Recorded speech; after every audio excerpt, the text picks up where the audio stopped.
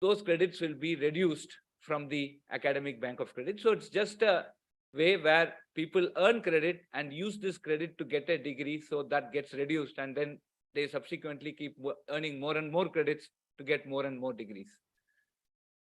So the academic bank of credits is something which is extremely important for a successful implementation of this national credit framework. Details about the NCrF and also the ABC will be presented today. This workshop is intended to basically create first an awareness about this, awareness about the competence skills, and then how do we arrive at a common platform where we go ahead and implement this and see that we bring in the real multidisciplinary, cross-disciplinary sort of education, and the kids are encouraged to do this, right? Today, we have I do see within IIT people who perform very well. They are very good artists. They are very good painters, but they cannot pursue their passion just because, there is a limitation that if you do this painting, it doesn't count to a computer science degree. So I think that is something that we need to bridge here. So everything, the kids should be allowed to pursue their passion. And at the same time, they need to get a credit for all the work they are doing. And I think this type of holistic view of competence is something this national credit framework aspires to. I thank all of you for accepting our invitation and be here this morning. I'm sure this day will be a very fruitful day, and this will be I hope this turns out to be a big turning point in the history of education in India. India as a country, we have so much diversity, and what we enjoy is the unity in this diversity. I'm sure this national credit framework will capture the diversity in our education and give a unified framework for us to address competence levels among our kids. Thank you very much, and I wish this program a great success and also a very hearty welcome back to IIT Madras campus. We are opening up after a couple of years of this COVID tragedy, and now we are seeing a very fresh campus. I hope you enjoy your stay here. Thank you very much.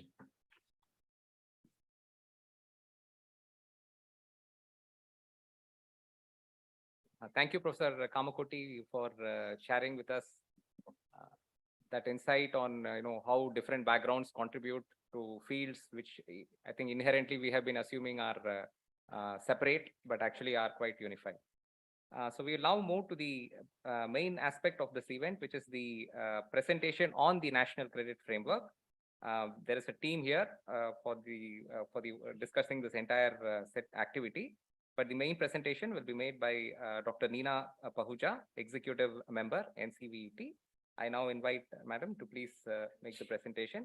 I request the dignitaries on the stage to please join on the audience.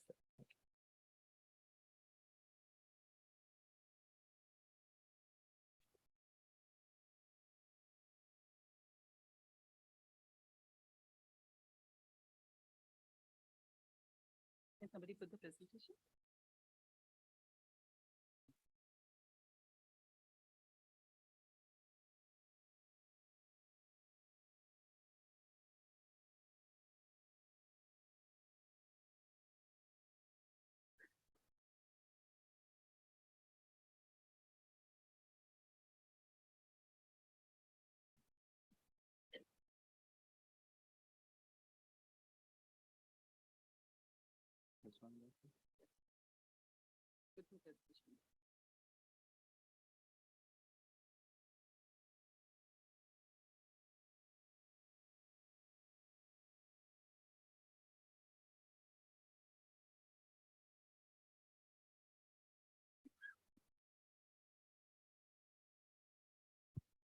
I also wish to announce that Dr. N.S. Kalsi, Chairperson of NCVET, has also joined us online. He has put in a lot of effort to get this program to the shape that we see it today.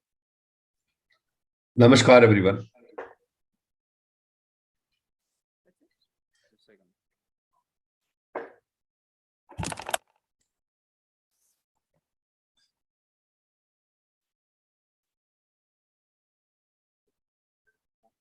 I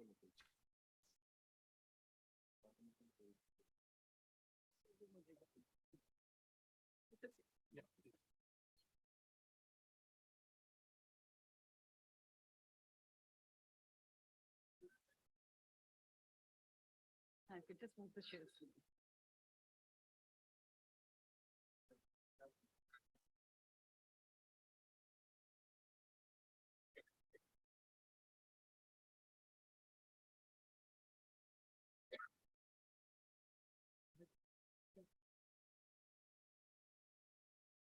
A very good morning, everyone.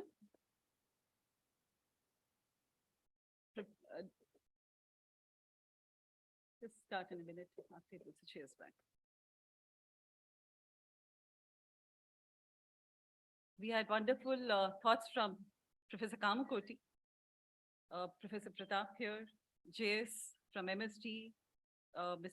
Suparna ji, friends from AICT, from UGC, CBSC, I think some people have come here, friends from academic background and others. Today is the 5th workshop that we're trying to do on NCrF. We've had the first workshop in Delhi, followed by one in Bhubaneswar. We had the third one in Guwahati, followed by yesterday we had one in Mumbai, and today we have in Chennai. I have come to this campus a couple of times. This is possibly my 5th or 6th visit to IIT Madras campus. And every time I come here, I find this campus looking even more beautiful and more green. I think that's one thing all of you must have noticed, the beautiful green part of this campus. But I think the most beautiful part of Chennai is, I call it a city of art and culture. I think most of you will agree with me that I think some people like me at least relate Chennai to the art and culture of India. And of course, not to forget the technology. We're sitting in Indian Institute of Technology. We can't forget technology. And technology doesn't mean IT today. Technology means technology. In fact, it was so wonderful to hear that the first 3D printed house was done in IIT Chennai. So there are so many things that one hears about IIT Chennai. So all of you, welcome to this beautiful campus where technology breeds, of course. And we heard of a lot of new things that are coming in. In the first presentation which happened in Delhi, we had our Minister of Education who actually addressed us. And he spoke about the gross enrollment ratio. Even Professor Kamakoti talked about it. That's sitting actually on 27% today for higher education. And one of the targets he actually gave us was, can you make it 50% by the end of 10 years from today? Can we all work on, all the educationists here, all the learners here, all the students here, working to, can we all work together to make that ratio coming to 50% at least? Not a big target, but can we all work on the target? But let's look at what educational policy is actually talking about. This is one of the most transformative policy which has actually been launched. If you try look at the education policy of different countries, you'll find that I think our India education policy is one of the most transformative one. The only one really which is talking about embedding skilling, starting from school, going on to all levels of education, higher education also. I think this is the only one which possibly talks about skilling and vocational skilling and continued skilling or education, which is coming at all levels. It actually talks about even removing distinction between general and vocational education. There are a large number of institutes that actually have started entrepreneurial courses, startups, they've actually embedded concepts of startups, they've embedded as part of higher education. We're basically trying to prepare our students for the future, which is what this education policy also talks about. Professor just spoke about multidisciplinary and holistic education. We have to prepare our children for the holistic education. We don't want them to be only studying a particular discipline, but we are trying to prepare them for different areas. When I was in Bhubaneswar just last week, we realized that in IIT, in the UG courses, they were even offering Odissi dance as one of the electives where children could actually get credits for that particular course. When I was in IIT Delhi, I graduated from IIT Delhi. I don't know, some people may have heard of something called spick making. It started during, my IIT time at that time, and it's still, it's becoming big and big and bigger, actually. And that started because we realized that there are a large number of students who were actually interested in, different kind of arts of India, I would say, not really music only, but different arts. We didn't have a concept of giving credits to those students who had that. I had some friends who were actually, used to play violin and others. But then there was no concept of giving credits. But today's education policy, I think a large number of IITs I see, they're trying to even give credits for learning those different things, which I think are required. But something more, I said multidisciplinarity. What we realize is there are a large number of students who actually join mechanical engineering, but pass out with a specialization in computer science. So why? Because there is so much of technology, there's so much of electronics in every auto, every car that's there in the market today. So multidisciplinarity is a very, very important part which needs to come. And our education policy actually talks about it. It was launched 2 years back and it really talks about it. One of the major points. It also talks about flexible curricular structures. A student has or should have a choice to choose what he or she wants to be, which is what the flexible curricular structure is. Something more that I think show about what we learned in different IITs was that we realized that places like IIT Delhi, where we went first, they had around 50% courses which were for the course UGC course. If somebody was doing a UGC in a BTech course in any discipline, then 50% of were the core courses, but 50% could be other courses, which the student could take based on his or her interest. They could take in economics, they could take in history, they could take in management, or other courses.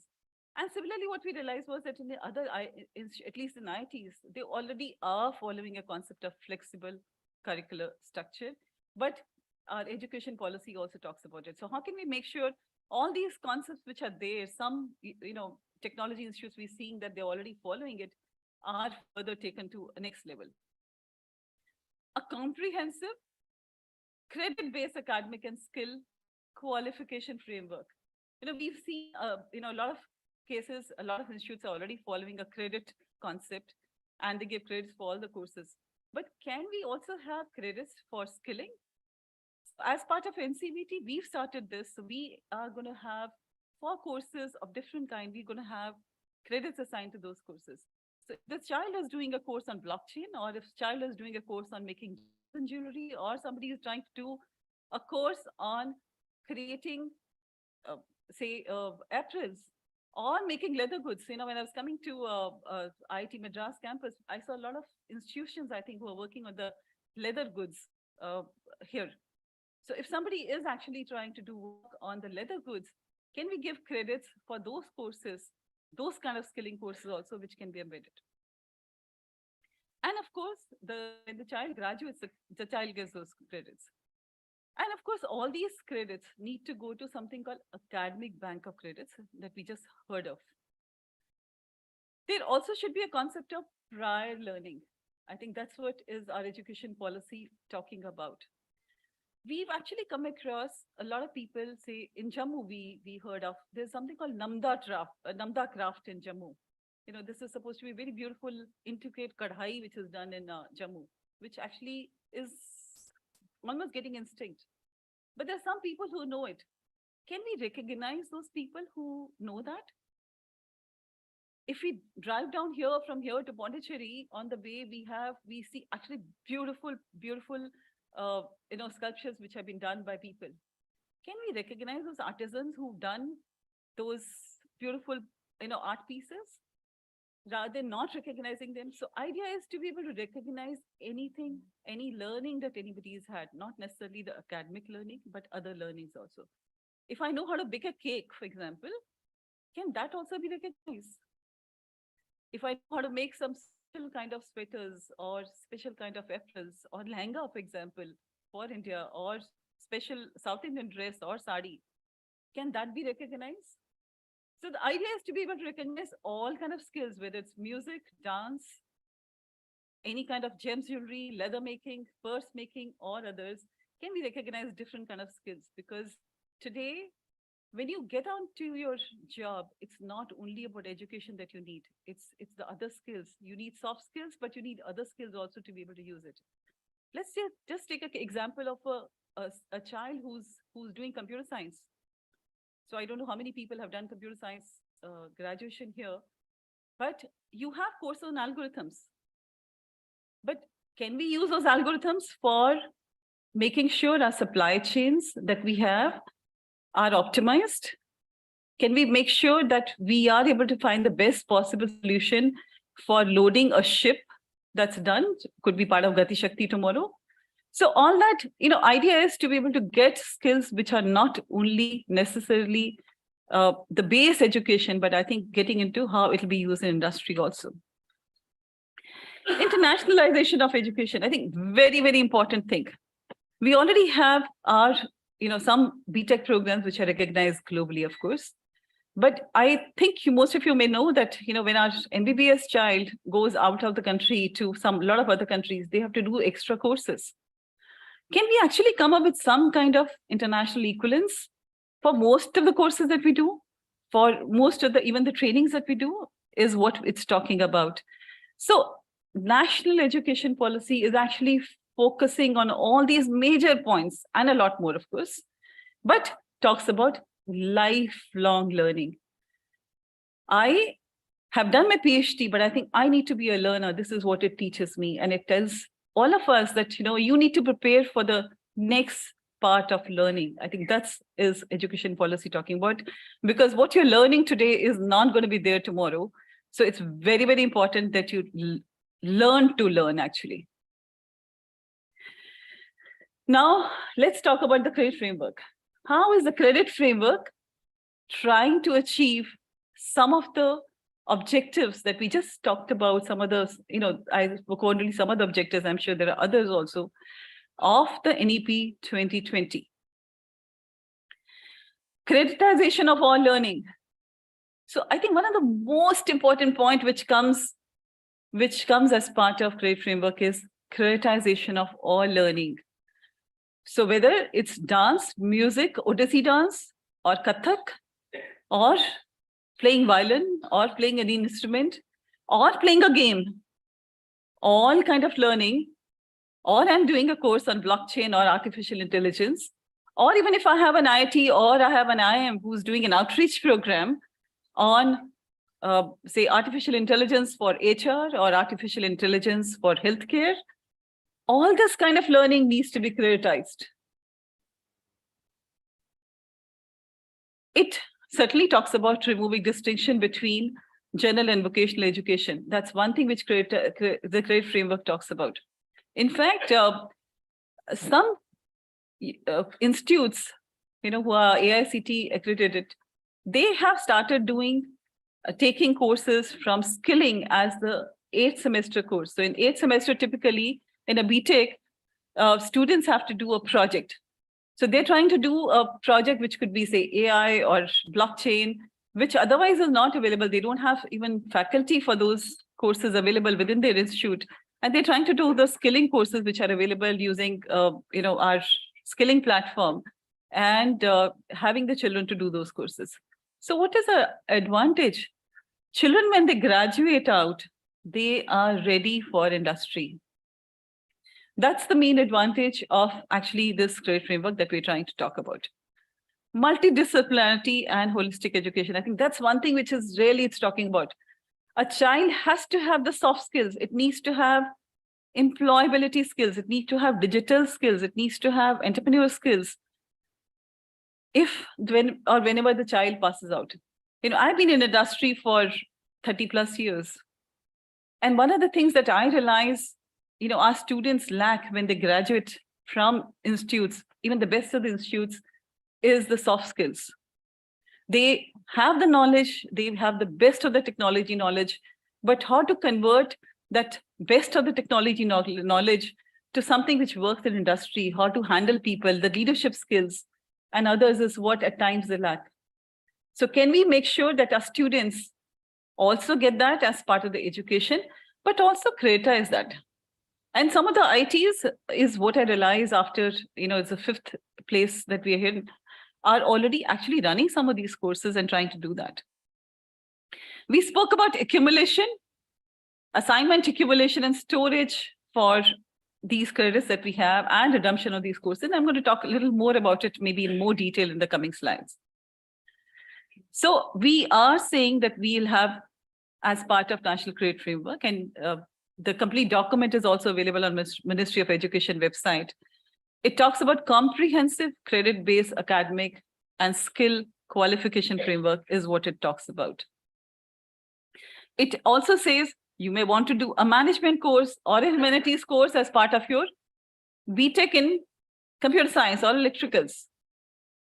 Professor Kamakoti gave a wonderful example that he said design of a PC board is done beautifully by somebody who's an artist. Actually, I really agree with him on what he said, because I think PC design is a very difficult task. Although we have CAD/CAM products now available, which computerized products which actually do a PC design. But if there was an artist also who comes in, the design would be much better actually.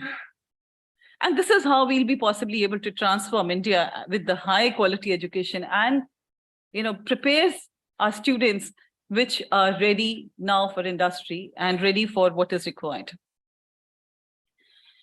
Another beautiful thing which Credit Framework really talks about is the curricular structure, a flexible curricular structure. We've seen in IIT Delhi, we've seen in IIT Bhubaneswar, also Bombay, and I think we'll hear about today here also. They have a concept of flexible structures already. So if there is a student who wants to do, like I gave an example of, wants to do mechanical engineering, but also wants to learn about electronics and come up with, be ready for EVs, of EV revolution that's coming in India, that can happen. If a child wants to do computer science with mechanicals, the child can do it. So all these flexibilities are already there today in some of the IITs. But we need to bring in these kind of flexibilities on all other institutes, and Credit Framework allows you to do it. One thing which is wonderfully captured in Credit Framework is multiple entry, multiple exit. So we can have a case of a student who actually joins an engineering course or joins a course, and then he realizes that he doesn't want to do that course because he's not liked that course. Maybe he can move to another college. That's one possibility. The second could be that for reasons which are financial or any other reason, he takes up that course, but then he decides that he wants to come back to that course after a year or 2 years of job. The Credit Framework allows the student to do it. So there's multiple entry, multiple exit, which is there. I have seen cases where some students have joined IITs, in fact, realize that IIT is not made for them, or they are not made for IITs either way. And they've actually moved out and done other courses like BA History and others.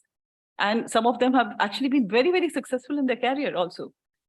But earlier, they had to do that course from the beginning. If they're done 1 year of BTech, say, and they go back to a BA, they had to completely redo that 1 year. Now the credits actually can be moved from one university to another university, which is the most beautiful part of the Credit Framework that comes in. So it provides education acceleration, as we mentioned. Another good part is, I think COVID has taught us, is online education has to come in. Although a lot of institutes actually were doing all online education earlier also. For example, NPTEL is one thing which is done from IIT Madras and is very, very successful. But I think COVID taught a lot of us that online education is a requirement which needs to go in. Although in skilling, everything cannot be online. But with techniques like augmented intelligence coming in, gamification coming in, simulators coming in, online is becoming the new norm of education also in some cases. So what we are saying is that the NCrF also talks about is that you can have blended education. But it talks about what is the kind of blend that can have, because not everything can be done online, not everything should be done offline. So what is the combination of the blend that is there? For example, we have a sector skill council which works in domestic help, and childcare help. Now, childcare help cannot be all online. It needs to be maybe something which needs to be offline, right? There is a possibility that I have a course on blockchain or I have a course on artificial intelligence, which can be totally online. But some courses which cannot be completely online. I may have courses of welding, for example. There are a lot of courses I see of welding where welding simulators are used. Most of us have actually done driving simulators. We've done testing on driving simulators. But welding simulators, paint simulators are already there in the market, which people are using because it saves paint, it saves the welding material actually, and saves a lot of money also. Not only that it can be online, but there is a possibility that 90% of those courses is actually done online, but 10% is still done offline. We leave it to the typical skill, the person who's designing the skill to decide what should be the blend that should be used for online and offline. But NCrF talks about even giving credits for the online course that could be there. Multilingual. I think it's very, very important part. A child learns best in his matribhasha, as we say. So it's very important to have that. And I think NCrF really talks about it, to have different languages, Indian languages, regional languages, as part of the learning, which needs to be there. It talks about, like I said, use of technology, but how can we use the technology for helping Divyangs? A lot of people are already doing a lot of work in this area, but technology can be used for visually impaired people or others also. How can we use that is what NCrF also talks about. Internationalization of the education.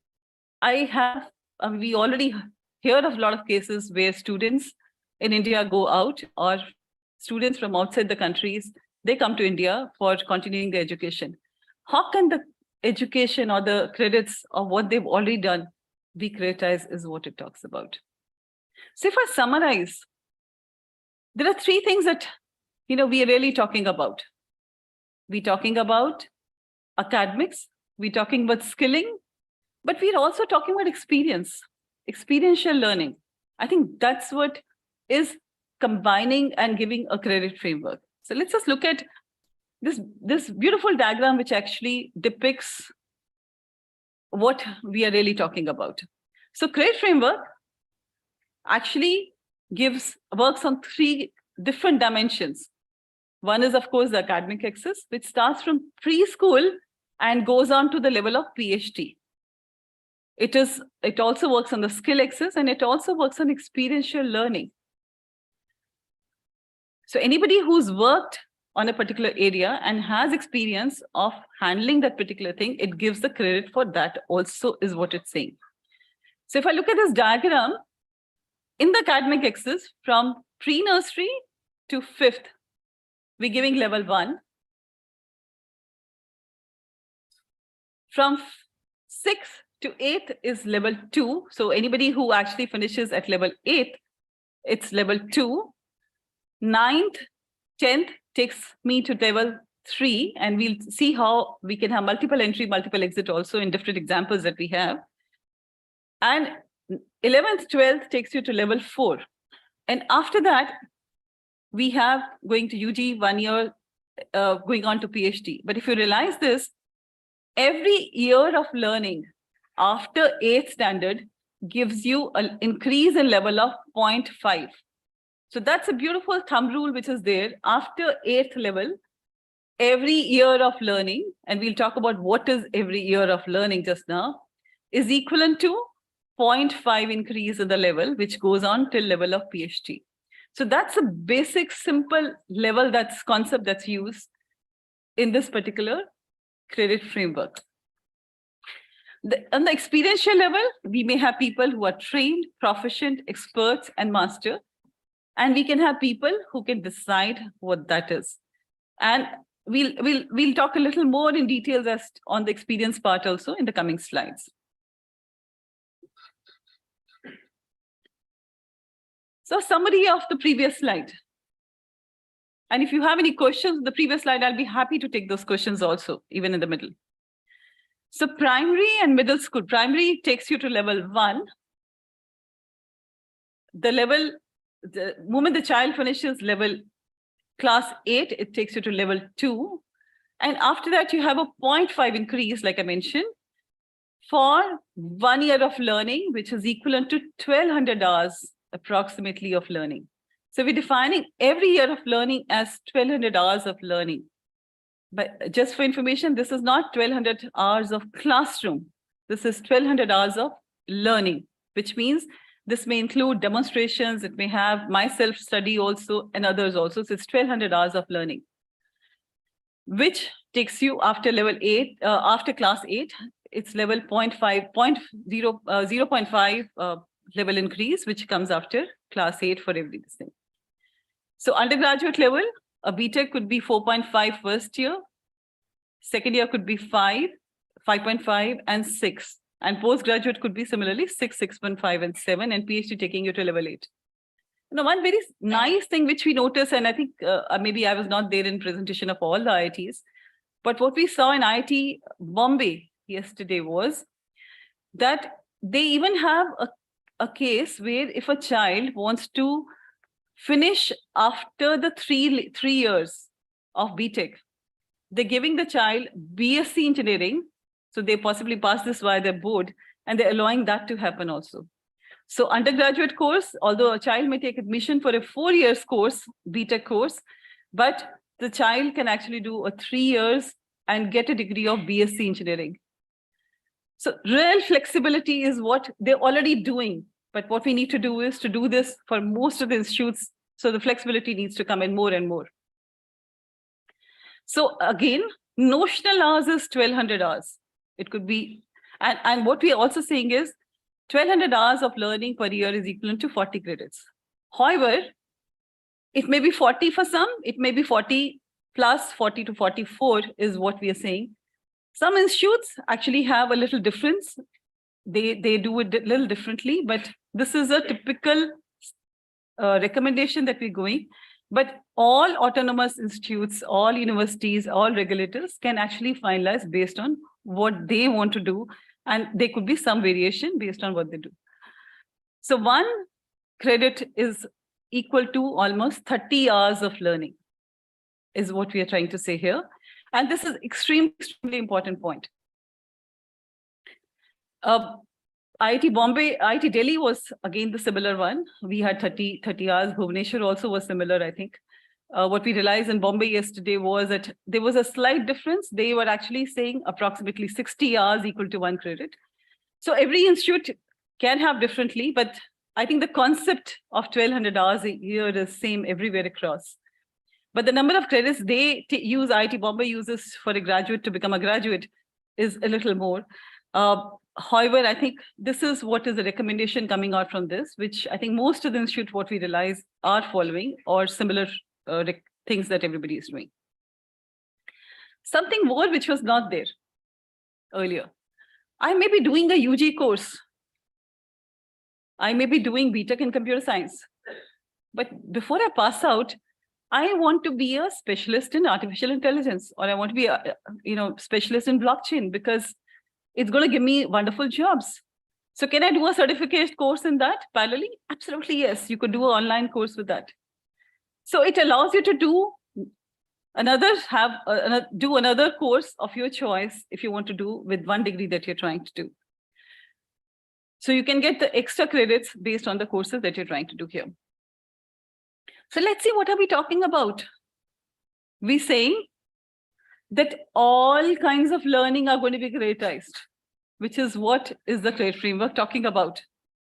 Whether it's classroom teaching, lab, classwork, assignments, or any vocational training, or skilling, or project work, or even field visits, or online training that we have, internship of all kind, OJTs of all kind, any online exams, but something more. Sports and games are also going to be creditized, which was not happening earlier. So that's another wonderful thought that's coming as part of the credit framework. All sports and games, physical activities, arts, yoga, handicraft, backlist days, all these will also be creditized. In fact, we saw yoga as one of the essential course, I think in one of the IITs. Now, I don't remember which one, but one of the IITs also is doing a essential course on yoga, that everybody, all students have to go through. More social work. When I was a student in IIT way back, I graduated in 81, but, so we were asked to do something called NSS or NCC. So that was essential for us. We had to all take that particular course. But we were not getting credits for those. Those were essential subjects that we had to do, and we had to spend that much time for social work or for NCC. But we were not getting credits. As today, as per the, some of the IITs are already actually giving credits for social work and, or community work or even NCC. And they're getting credits and they're supposed to be doing those kind of courses. And there's a bouquet of such courses which are available, which all the students have to do. When Minister of Education actually gave us the first day talk, he actually told the IIT Delhi people that, look, there are a large number of taxi stands who are just outside IIT. Can we work on upliftment of those drivers of those taxi stands? And can the work that your children do, can that also be creditized? Why not? Because you're working on social upliftment of people. You may get maybe 1 credit or a half a credit, I don't know. That I think the regulator or the IIT or the institute needs to decide. But every work that you try and do, helping people, can that be creditized? I think that's the message that he was trying to give us. However, all this is going to be decided by the institute that you're working in, the regulator that is there. They will decide how many credits, what all can be creditized, and how much the credits will be there. So just to summarize, every learning hour and types of learning will be creditized. No differentiation in credits assigned in different areas of learning, whether it's art and science, extracurricular activities, vocational or academic streams. The learning should be creditized, subject to. So this is extremely important. It's not that I just do a course and I get credits for it. But learning shall be creditized based on assessment that needs to be carried out for that particular course. So every course will have assessment, whether it's a vocational course or a blockchain course or an AI course or an outreach program of IIT. Everything needs to be assessed, and then only you will get credits. A large number of IITs, for example, I think IIT Chennai also had a course on artificial intelligence during the COVID time. And I heard a large number of students attended that course, right? Now, most of those students must have got certificate for it from IIT Chennai. But can they also get credits for that outreach program that IIT Chennai had? Similarly, all IIMs today have an outreach programs. Most good institutes have an outreach program. Can those outreach program also be creditized? So if I decide to go in for education at a later stage, can I use those credits for getting my degree? Provided there was an assessment associated with those courses. And very clearly, the regulator or the autonomous institute is the one who's actually defining learning outcome. So there's a new word now I'm coming up with, learning outcomes. Every course needs to have a concept of learning outcome. So assessment has to be on learning outcomes for that particular course. So if it's a blockchain, what you should be able to do in blockchain.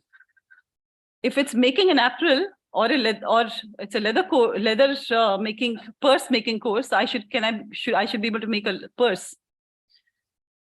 So what is the learning outcome? If it's an achar making course, I should be able to make the pickles. Or what are the steps I follow even to make the pickles?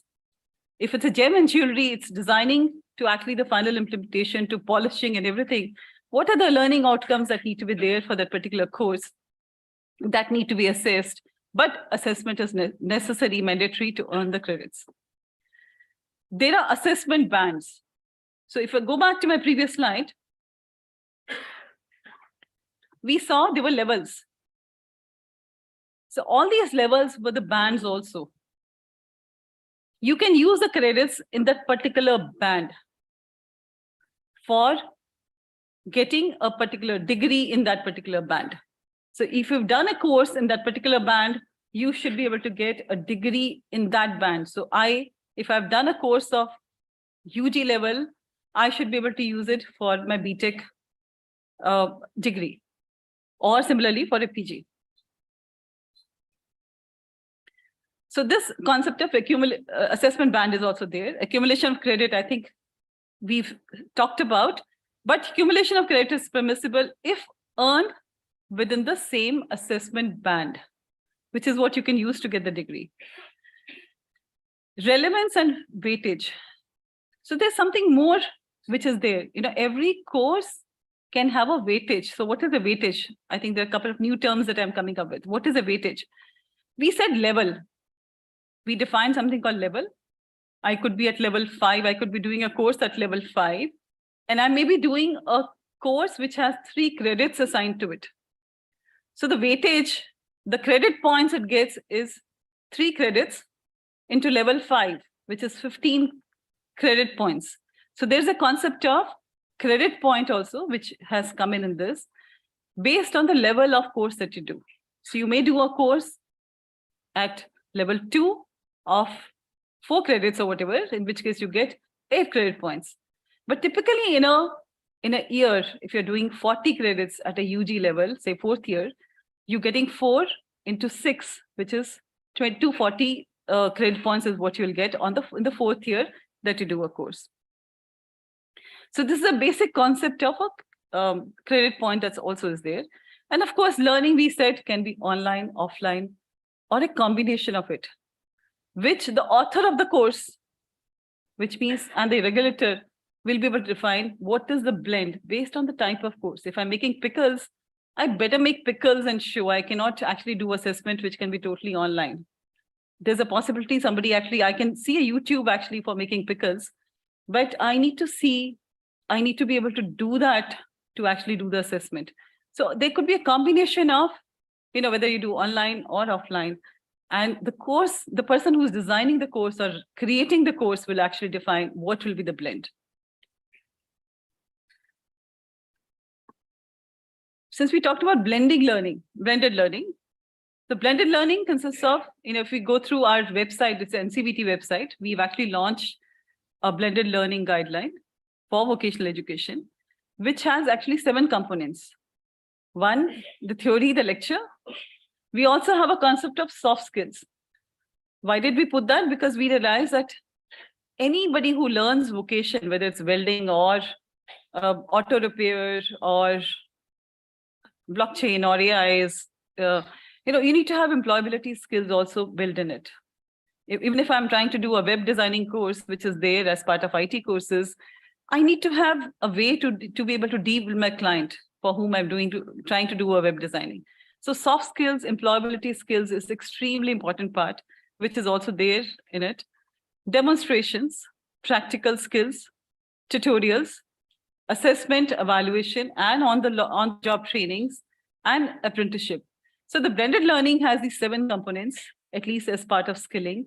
And as part of any skilling course, we expect the person will be able to define the different combination of online and offline, which is there for all these, for the assessment, the training to happen and the assessment to happen.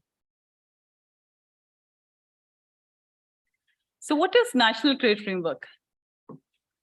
National Credit Framework is basically one single, we call it meta framework. It is a guideline. It does not really dictate any terms. It gives you a guideline which a regulator, which a university, which an autonomous institute can follow and change based on how you want to change. You can have core courses, you can have humanities courses, you can have management courses, you can define early exits, like we just spoke about. So all that comes as part of the single meta framework that is there. So a single framework which really combines or gives you how school education, higher, technical, vocational, all these educations are actually integrated. And just to summarize, enables assignment, accumulation, storage and transfer, and redemption of credits for a degree. Multidisciplinary is something it allows you. Holistic education is something it allows you. It enables multiple entry, multiple exit. We spoke about it. And allows you to do academics and vocational education together. It prepares our students who are actually doing academics only for tomorrow's industry also. And it supports different qualification framework which are there, NCrF and NHQF. So one single credit framework, and you transfer whatever the credits that are earned are transferred into something called ABC, which is Academic Bank of Credits. Of course, enabling framework, meta framework we've spoken about, and of course allows every student the flexibility. Something more, and I'll just come back to the slide a little later, but special provisions that are there, and I'll come back to my previous 2 slides again. So we said it allows for every kind of informal learning to be prioritized, non-formal learning through any means, including maybe even NGOs. Something more that it does is that, let's take a case of a child who's a gifted child. And we've come across, all of us have come across a lot of gifted children who are able to complete their degrees very fast. As long as a child is able to do his credits and is able to complete the credits and pass the assessment, it even enables that child to complete the credits and get the degree. So all that is part of the system also. It also enables upskilling and reskilling. For example, I'm sure there are some people here from IIT, and for the electronics PLI scheme, there's a lot of work that's happening on nanotechnology. So if there is some course that's happening on nanotechnology, there are upskilling courses which are already coming on nanotechnology. That's part of the upskilling framework that we already have. 5G, for example, I mean, we had the spectrum auction that happened a couple of months back. How do we prepare people for that 5G? So there are courses which are being run by our sector skill councils. There are courses which are being run by IITs. There are courses being run by a large number of academic institutions. Can all those be creditized, which is what it allows you? So there are 3 kind of things that are happening. One is, of course, a proper qualification, which can be creditized.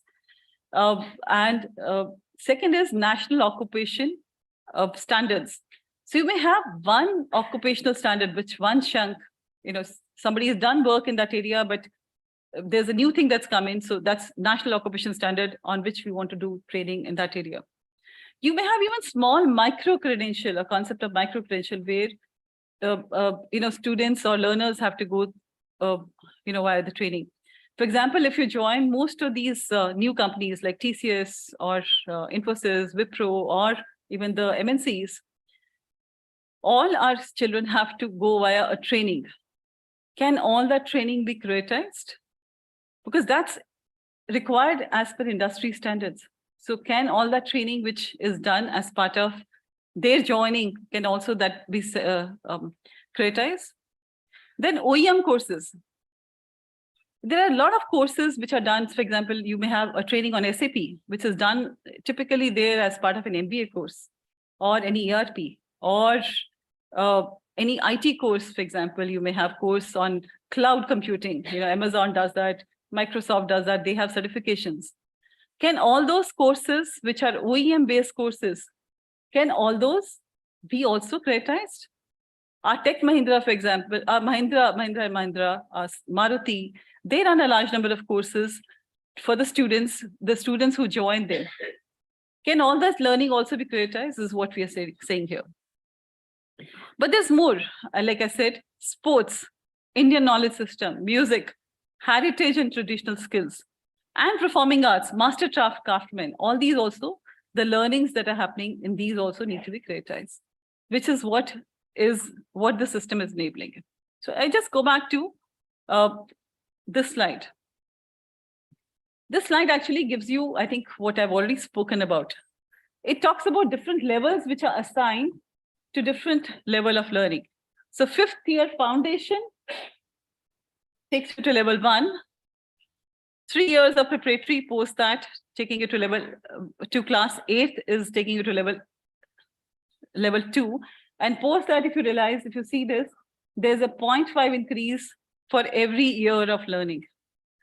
And every year post that has approximately 40 credits, giving you a learning time, which we assuming 1200 hours of learning, But there's a credit point earned also, which is there, which is calculated, which is level into the number of credits if you look at this computation. So this is how the computations are going to be done and go to ABC. Something more that we spoke about, proficiency level. This is still slightly work in progress because you may want to design this based on what the area is. But something that we worked on is trained, you have a multiplying factor of 1. If you have proficient in that area, you have a multiplying factor of 1.33, expert is 1.67, and master is 2, which means in the previous slide that we had, if somebody has experience at particular level, you have a multiplication factor of, for example, 1.67, which gives you extra credit points. If somebody has experience of, and he's an expert in that particular area. So experiential learning also taken care of as part of the credit framework. Let's go further. We have a large number of students who want to do startups. And one thing which I was really happy to hear yesterday was that in at least IIT Bombay, they started, and I'm sure there are others also which I don't know of. They have a concept of if there's a child who's extremely fast, he can finish his BTech in 3.5 years. Typically, a BTech course is for 4 years. But typically, if they can have a child finishing the BTech in 3.5 years, and the 8th semester, the child actually can work on a startup or do some courses on entrepreneurship and other courses on management skills, which actually prepares him for the industry. So all that is also very much part of the NCrF. So he gets those extra credits for the work that he does. But more, hackathons. When in my previous role, we started a Center of Excellence for IoT. And we were trying to do a large number of hackathons to actually understand how our students could come up with different ideas of how IoT can help industry and otherwise. And we got some beautiful ideas.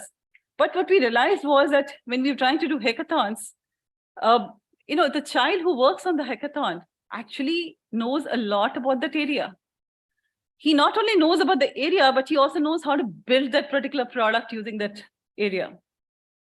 So can we give credits for that? So extremely important that we recognize hackathons. We also should recognize startups. And I think there are some institutes I come across who started recognizing startups, and they give even credits for work that's done by a startup. Olympiads.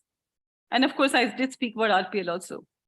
So all this is, although the universities or the academic institutions or the regulators may need to define the assessment criteria, which needs to be there as part of those hackathons or Olympiads. But all that learning which comes as part of these also can be creditized as the National Credit Framework really talks about. We've also spoken about recognition of prior learning already. I think we've given a couple of examples. I'm sure all of you have some areas where you want recognition of the prior learning that needs to be there, and we want to give them certificate and credits for example, construction worker, for example. When you go to the site, large number of construction workers or plumbers, even like that, some plumber working in your house, he knows the work, but we have not given him a certificate for the work that he knows. So can we actually assess him and give him credits for the work that he knows? Is what this is also talking about. There's something more that's happening. Defense. Our defense persons, they undergo extensive training as part of their joining and working in the defense. Till now, we were not creditizing that particular training and learning. They not only go through a training, but they also go through a formal assessment process, typically, which is done by defense. So can we also recognize that formal training and assessment done by defense, and give them credits for it, which they can use for a formal degree, which can happen, which is something, again, additionally, that's happening here. So I think Professor Kamakoti did speak about credit transfer, learner, and redemption of credits. So you can use the credits in a particular band for getting a degree. For multiple entry, multiple exit. Another concept that's there is you need to establish, of course, general equivalence, which needs to be there for every course that's there, whether it's academic or vocational. An entry level needs to be defined. And for every course, you need to define the outcomes that needs to achieve, which needs to be assessed. And all these credits can be used for award of certificate, diploma, degree, micro-credential, etc. And of course, admission into some other course also. Some examples. So this is an example of multiple entry, multiple exit. You may have an institute where institute is offering similar courses. A simple example that I can think of is two institutes which are similar, but a child wants to move from one location to another location. Courses done are similar. He wants to do the same course in the other location. It happens within IITs, it happens in international equivalence. I'm sure it happens in a lot of NITs. It happens in a lot of other institutes also. This is certainly possible. You've done a course in a particular area, you want to go into another area. There's an academic equivalence that's done, and then the movement can happen. There's something I mentioned, academic equivalence. It's very important that both the universities where the movement is happening from and to have an academic equivalence which is defined for the courses for which the student is moving. You may also have that a student who's moving from institute 1 to another institute, he's done course A and B, but he is going for a course A and C in the other institute. Now, the academic equivalence needs to be again defined by the institute. So you as a university, or you as an autonomous institute needs to define what is the entry level criteria or what is the exit criteria. There is a possibility that a student needs to do an additional course if he comes in from another institute. So that's also something which it defines. So academic equivalence is something which is extremely important between general and vocational stream, which is done as part of this. But it's as a regulator, you can define it. So some more examples here. You have a first year undergraduate and first year BTech student. They're treated in par as far as number of the credits are concerned. You realize it was 4.5 level for BTech first year and 4.5 for a UG first year who's doing BA also. But in case a BTech student wants to move to BA or vice versa, there's a possibility that the child has to do some extra courses to be able to pursue that. And that can be defined by the institute. An ITI student who's a 10th year, who's done 2 years after 10th with additional language course, actually gets a 12th certificate with this particular example. So any person who was not able to pursue formal education after 10th does an ITI and completes the ITI, he or she has to do a course, a language course, which is essential, and we'll have NIOS people talking about it more. And they give a certificate or equivalent to 12th, which is what this is enabling you. I think this was something which was there earlier also, but I think it's really getting formalized. But not to forget, equivalence is possible within the same band. It also sets eligibility criteria for a student to get in. I think that's the major part that comes in, how children will be able to do it. Some more examples I have. So I just give an example of 12th equivalent. So how do you get a 12th degree? You have a 12th grade pass, which is academic, normal academics. So I want to get a 12th degree. I do a normal academics and do a 12th from school. Or I do 10th plus 2 years of ITI, like for example, we just give an example, and a language course, which is essential to get to 12th. Or you may have 10th grade pass and the child has done 2 years of a 3 years diploma, which happens after 10th. Then also the child is able to get equivalent to 12th. And or otherwise you have a 10th grade pass, or you've done a short-term course of NCrF level 3.5 and 4 with almost 40 plus 40 credits in 3.5 and 40 in 4 level. And of course, a language course. So these are different ways a child can actually have continued education. More examples. Now let's look at the entry level qualification. Now to be able to get UG certificate or eligibility for admission to second year UG. How do you get it? One is, of course, a UG first year pass. You've done BTech or you've done BA first year and you get into second year. So that's one standard way you can get it to UG certificate or UG second year, as we say. Or you may have a 10th pass child and completed a 3 years of diploma after 10th.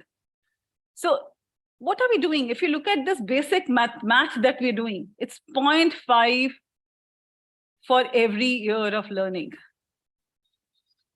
So if you look at all these examples, actually, I go back to the base thing that I spoke about, is 0.5 for every year of learning.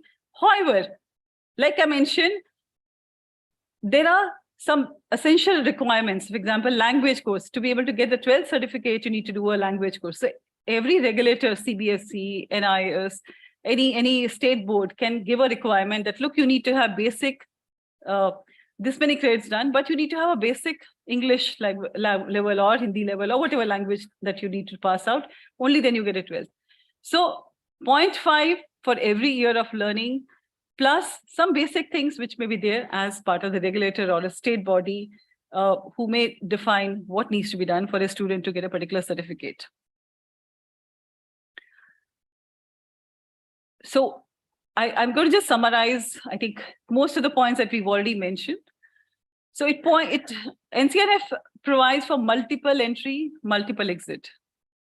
And basically, if you look at this, a student who actually was doing proper education, but had to move to a job or to a vocational education, now can actually continue his or her education. Also, anybody who's a full-time academic student can actually do courses from vocational stream and be more industry ready based on what is industry requirement. And we spoke about how the credits can be redeemed. The guidelines are there already in UGC, AICT, NCRT, NCVT. All these guidelines are there. And all these guidelines have been actually created keeping ME option. But most of these UGC also, I think, has vocational skills now. I think we'll talk about it more, I think, when we have the persons from UGC also. You realize that as part of a course which is offered by UGC, also there are some vocational courses which can be done, and they have number of credits, percentage, earlier it was 25, I don't know what is the final right now, but they started on with 25% of the courses which can be done from the vocational stream. So every type of education stream now, whether it's AICT or technical education or UGC or others, have embedded vocational education as part of our normal education. So I think these examples I've already mentioned. Let me talk about the second example. Now let's look at a master's program. First one we've spoken about. A second-year program for a master program. Let's see what is a multiple entry, multiple exit. A 2 years program with second year devoted entirely to research for those who completed 3 years of bachelor program. So that can happen. 1 year master program for students who are completing 4 years bachelor program with honors or honors with research. So we've seen this already happening in a large number of institutes. Or you can have a 5 years integrated bachelor or master's program with an option to exit at the end of the 3rd year. We saw this actually a live case happening at IIT Bombay. So all these are features which are there as part of multiple entry, multiple exit. Let's see what is the benefit. I'm going to start from the right side. We started this saying that we want to improve our gross enrollment ratio of the students. With this option of continued education, multiple entry, multiple exit, I think one of the most wonderful benefit that the government gets is improvement in the gross enrollment of students. And of course, helps in creating India as education capital and also skill capital, which I think we need. We are looking at it for tomorrow. Making education and vocational skill also aspirational. I think something which we saw was slightly missing was vocational skill. We need to make vocational skill as aspirational. For me, Madhubani painting is something which I love to do, right? Which I think there's so many people here know how to do it. Can that be creatized? Can we give that the due importance to somebody who does that kind of painting, or somebody who knows Kathak? Can we give the due importance to that? Can we make all these vocational skills as aspirational, give them credits for a course where it can be redeemed? And of course, we will possibly in the process create a workforce which is actually Atmanirbhar, which is required for the Atmanirbhar Bharat. Let's look at the students. I think as a student personally, and I think I'm still a learner, I think it gives me a wonderful benefit. I can pursue at any stage of my life what I want to do and get credits for it. You know, there are stages of life when you want to do something. There was a stage I want to do a PhD, but there's a stage in my life when I want to do something else. I want to maybe serve people. If I work in an NGO, I get credits for that also. So any kind of work that you do, any kind of learning that you do is creditized. Flexibility, I think, is what it allows every student, and removing distinction between the education, the hard distinction that's there between education and the vocational streams. It allows students to even work on arts or sciences, social sciences, and allows that kind of flexibility. So I think that's a wonderful benefit the students get. Institutions, let's look at what industry is getting. You know, something which I heard, I've been part of industry, like I said, for 30 plus years. And one thing which I heard every time was that we're not getting industry ready crop from the colleges. So I think this is going to prepare students who are actually industry ready. So can the training which is done by TCS for 6 months after a student joins TCS be part of my 8 semester course, parts of this training? Can I do some of those trainings, say, let's say civil engineering? Can I do a training on, if it's a civil engineering course, can I actually use a 3D for house printing, which IIT Chennai did? They've been pioneer in that. And we were also happy to hear that, IIT Chennai has done this particular work on making a 3D printed house. But can that be actually a 8 semester course or a project? So that the child who comes out actually is ready for the future technologies or the future industry that's coming in. And of course, not to forget that I think the child becomes a learner for life. I think when we've introduced a concept of blended learning, what we're trying to do is actually not only allowing blended learning, but we're trying to create students, we're trying to create children who are learners for the life. I think that's what is a major thing which needs to happen. And believe me, I work in technology industry, IT industry, and I know that everything keeps changing. The languages keep changing every 2 to 3 years, actually. There was no Python some 30 years back. And I'm sure after 2 or 3 years, you will possibly not even hear about Python. Something Web 4.0 will come in or something else will come in. So since the areas are keeping on changing, it's extremely important that we prepare students to be a learner for life, or any worker that we have, learner for life. I think that's what it's trying to do.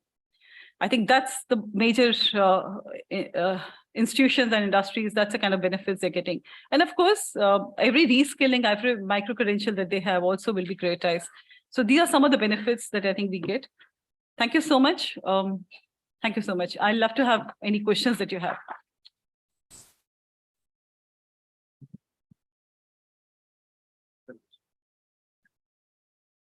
Thank you, ma'am.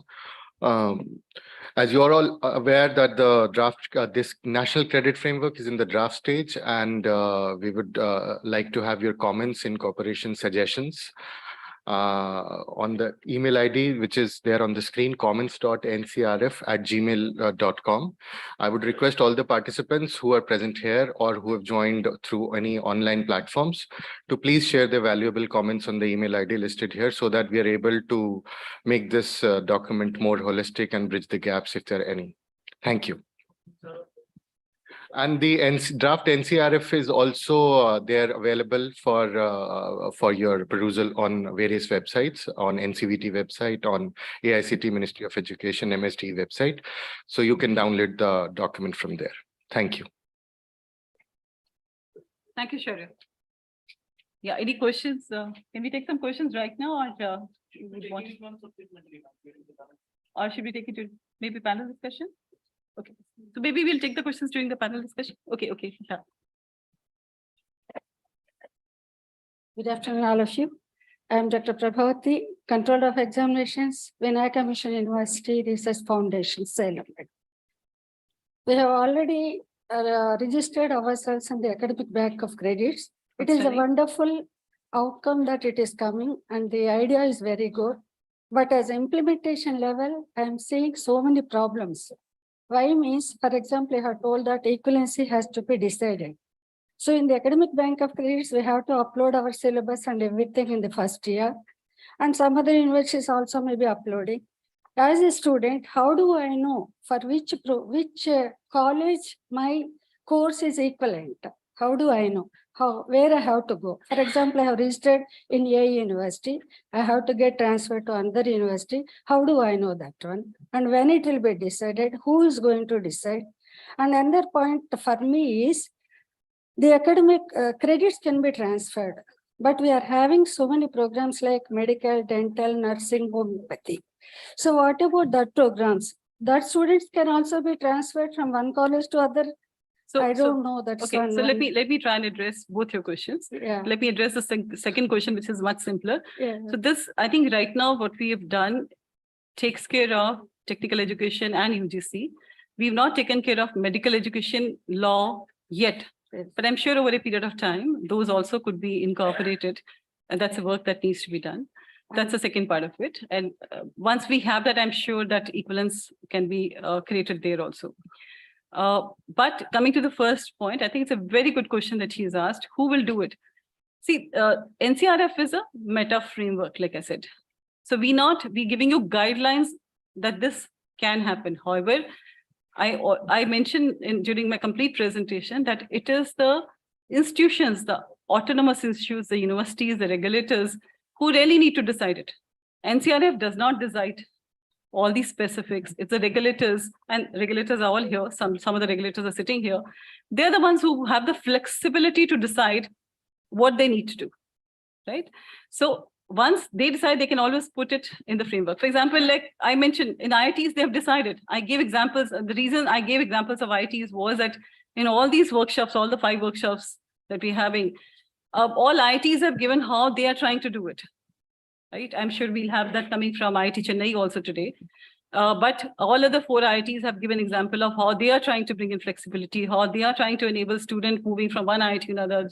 So they have put in rules and guidelines for all these that we've spoken about. So I think something similar needs to be done by other universities, not part of the part here, but then that needs to be done absolutely.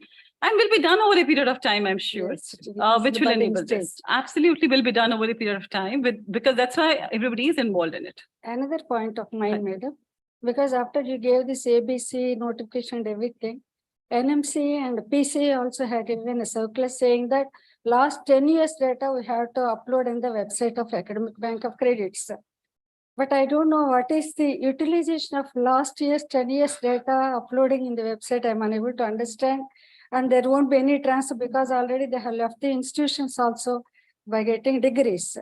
Of course, in the National Academic Depository, can you give one advantage of it? One advantage of it, which is actually a national advantage. I'm sure most of you have heard of a concept of gig economy, which is coming in, right? That's the future which may happen, which will happen. Some people say will happen, some people say may happen. So I don't want to discuss on, will happen or may happen. But moment you put information about skill of a child to a central repository, how powerful are we as India? Okay, we know what is the skill base of India, which we don't know. We don't have a single repository today, unfortunately, which gives us a skill base of India. And we have a lot of skills, right? So if you try and put that data together, we are creating a wonderful database, believe me, of people who have that knowledge. Today, let's even look at a plumbing or a dentist or anything. I want to get somebody who knows that particular area or that job in my area, or I want to get specialists in a blockchain, or I want to get person who's worked on policy of healthcare or worked on policy, healthcare AI and how AI can be used in healthcare or dental, maybe, for example, how 3D printing is used in dental. It's 3D printing is actually now used in dental also. I don't have a database today who actually, which tells me that, who've done that. So that's the most wonderful advantage that you get. But I think NMC can tell you themselves as to why they're asking you to do it. They, I'm sure, have bigger reasons, but I'm giving you a reason which will enable all of us, from a country point of view, to have a single database of skill repository of our country. I hope that answers. Thank you. I think it will take some more time to reach that level. Hanji. For all. I'm Thank you, sure madam. nothing Thank happens you. in a Yeah, day. yeah. Child It will is take some not more born in a time, day. madam. It Yeah, takes 9 it months, takes right? some So time. I'm sure it'll take some time, but then, we need to start the process. And I Yeah. think this is the beginning of that process, which is very Is it important. necessary, madam, in the academic bank of credits after we register ourselves, all the programs which are being offered in that university should come under academic bank of credits? We have to upload all the syllabus? Ideally, absolutely. But I Correct, think we'll yeah. talk about more about it. I think when we talk about the panel Yeah. discussion, and we can have offline discussion Yes, on that. madam. Thank you. very much, madam. Thank you very much. So you had a question. Okay, we can take these questions. I think maybe in the panel discussion, we'll have more people to. We'll have more people to take the questions also. Thank you so much.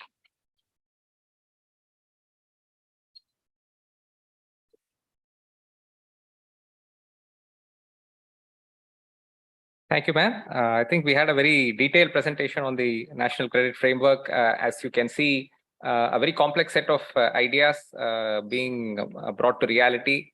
I think definitely in India, we are going through a stage of transformation. For many years, we have had a certain idea of what educational system should be, how we formally recognize education, and so on. And so that's kind of been standard for many years now. Recently, I think a lot of initiatives have been taken to understand what are the shortcomings of our existing processes, and to see if there are innovative ways to handle what the aspirations of our young people are, and what the capabilities of our nation are. So I now invite Professor Vignesh Muthuvijayan. He's a professor in the Department of Biotechnology here at IIT Madras. He's also the coordinator, one of the coordinators for the National Program on Technology Enhanced Learning, NPTEL. And he's also one of the coordinators for the recently launched BS degree in data science and applications. Both of these initiatives actually have try to really address these aspects that we have. We want a lot of flexibility in the education process, but at the same time, one very critical aspect which we have to all keep in mind as educationalists is that we also want to maintain quality. So I think these are two aspects that both have to be addressed. I think it is very important to address the fact that there's such a large population of so many talented young people who would like to learn. And so we should make it, as much possible as we can do to ensure that these people get access to that education. But at the same time, the whole value of the system is the quality. So when a person goes and says that he has credits from some place, all of us should understand that this is a high quality learning process that the person has gone through. So we have a lot of experiences here to share, both from our NPTEL program and from the BS program, where we are trying to match scale and quality. And so I think that's a big challenge. And I think it would be nice to see what journey we have had and what learning is there in it. So I now invite Professor Vignesh to share his thoughts and experiences.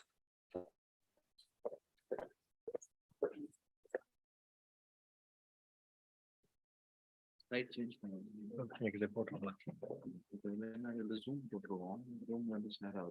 ஓ அப்படியா சரி okay slide நான் mail பண்ணிடவா mail no there's casting it no okay எந்த mail அனுப்ப எது open ஆயிருக்காங்க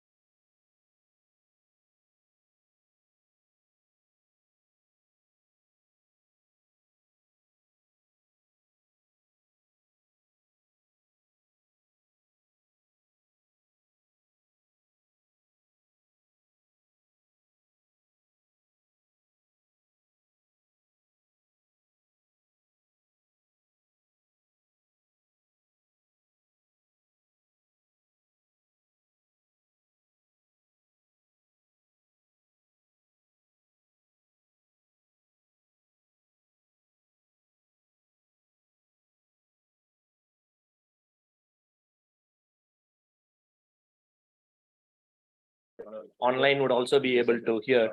So, yeah.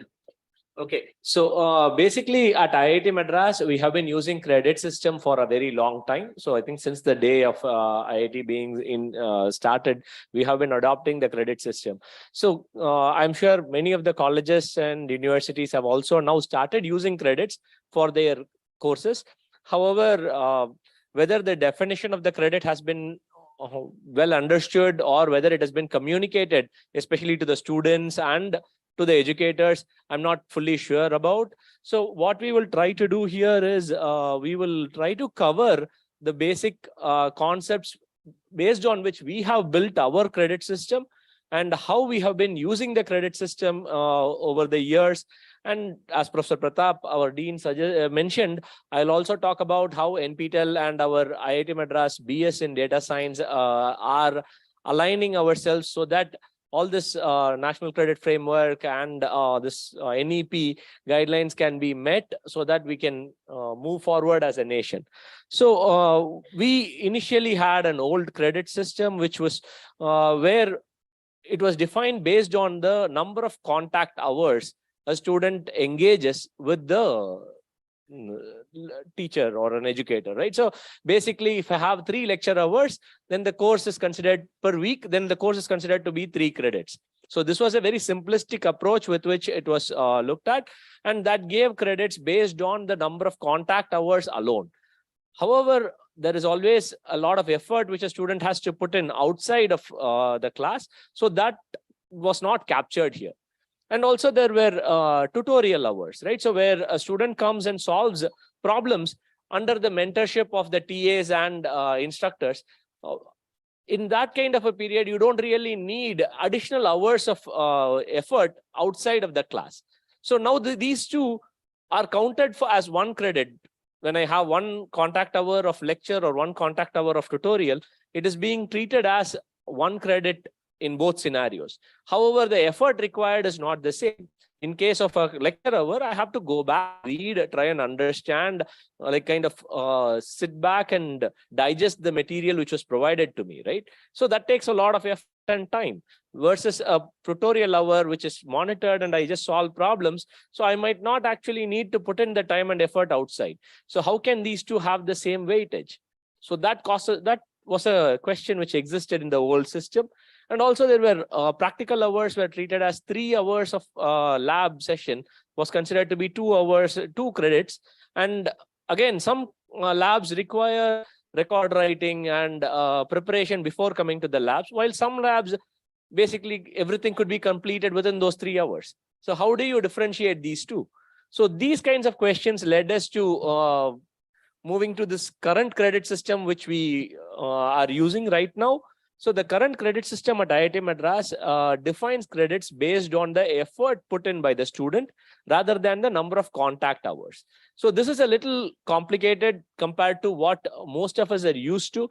I'm sure people from various colleges are used to courses being 3 or 4 credits, and that is a standard number which is used because that's the number of contact hours we have. We see the student for 3 hours, so we know for sure they are working for 3 hours. So we give credit only for those 3 hours.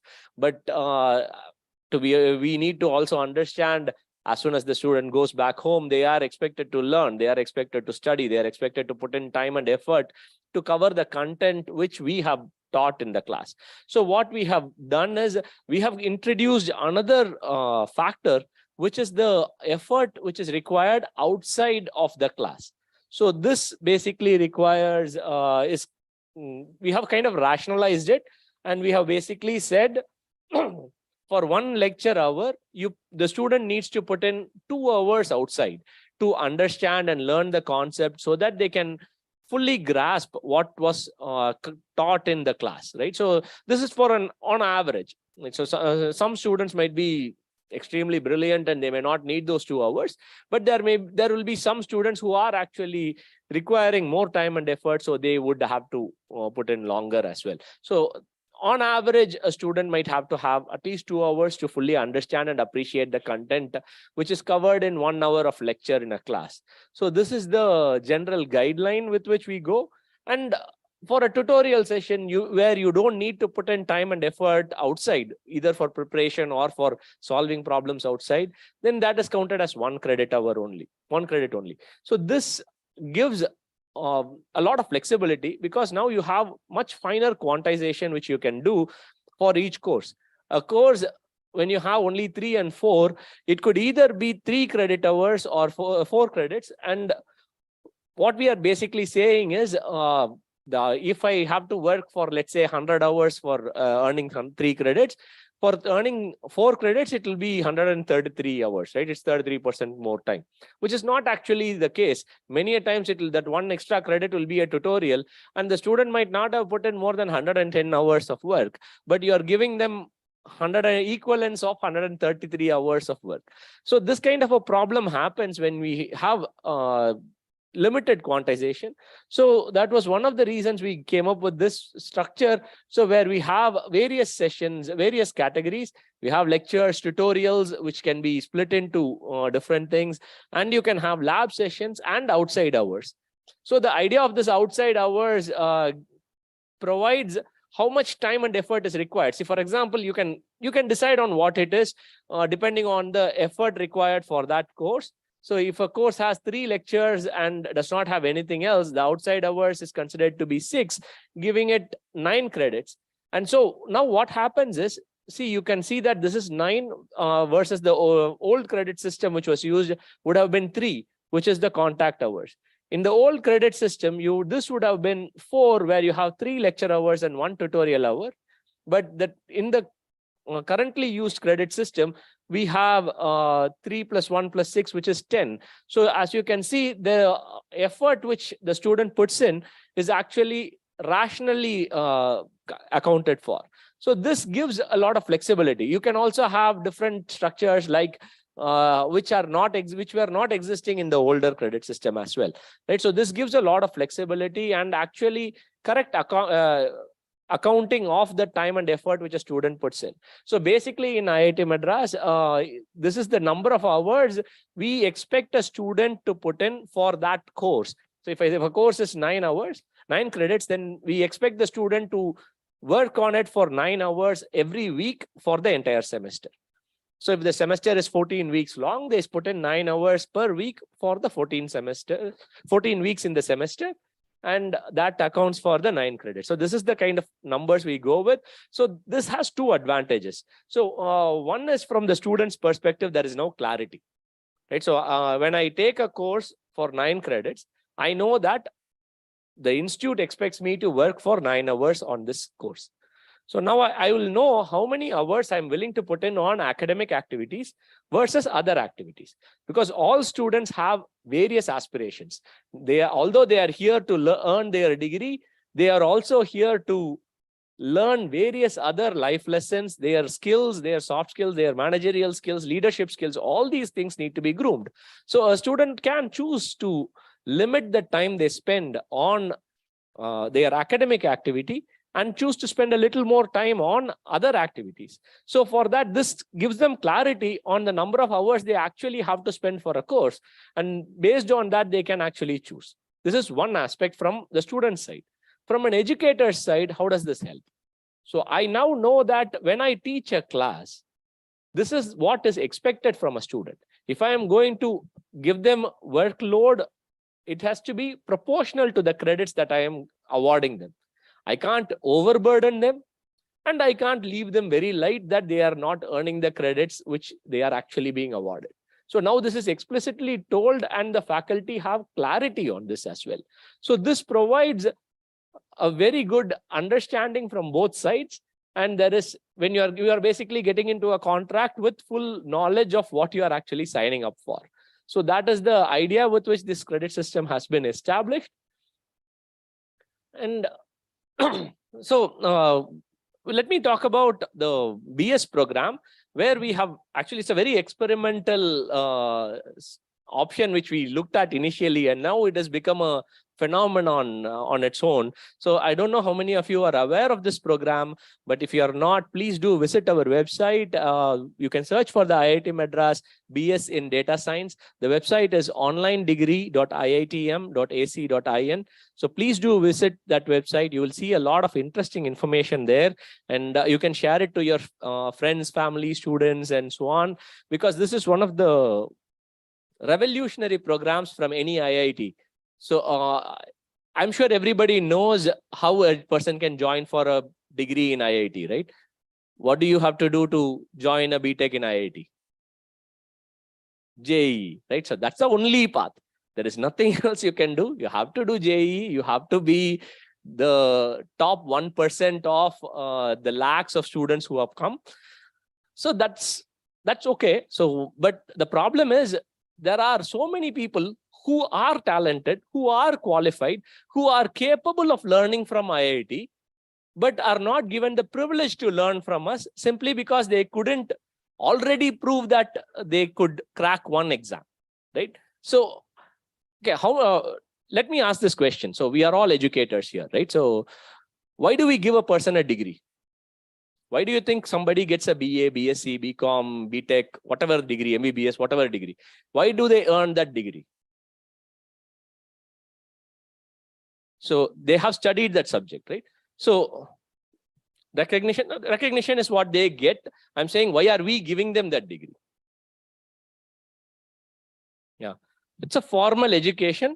They have spent those 4 years, studied the content, or 3 years or 4 years or 5 years, however long it might be. So they have learned that subject, right?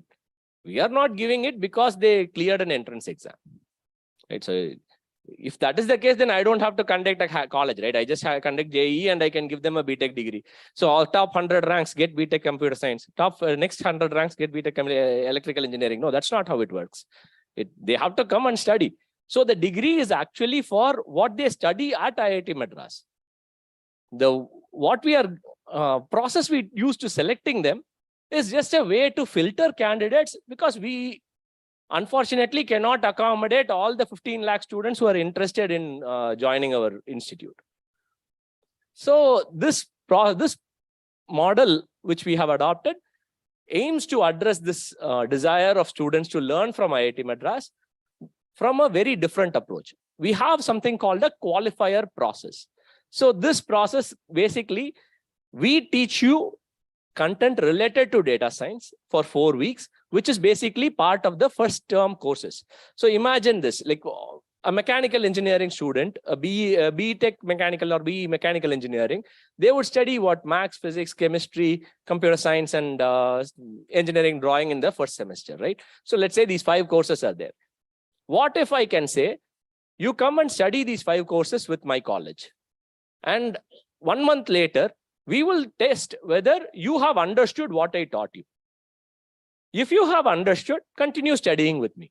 As long as you can keep proving that you understand and you can pass the subject, you continue. If you pass all the subjects for the mechanical engineering, I will give you the degree. Because the degree is based on you studying and passing those subjects. So why should I stop you if you can learn from me?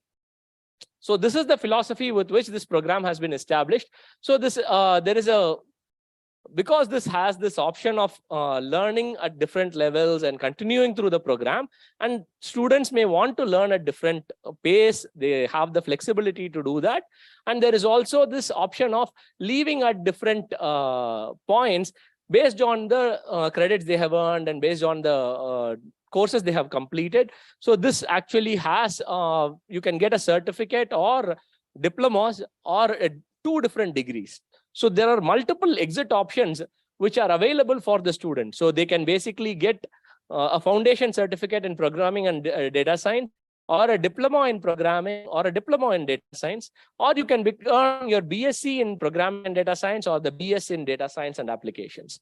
So depending on the time they spend, number of courses they complete, number of credits they earn, they can actually keep building and eventually get the degree from IIT Madras. And these degrees, when somebody earns the BSc or BS from IIT Madras, they actually become alumnus of IIT Madras. They get the official degree from IIT Madras. The diplomas are also Senate recognized diplomas. This is not like some edtech company giving you a certificate. Here, there is an academic rigor where the Senate of IIT Madras, which is the highest academic body in an IIT, recognizes it and approves that they have earned the right to get a certificate from IIT Madras. So there is a lot of academic rigor and quality which is maintained.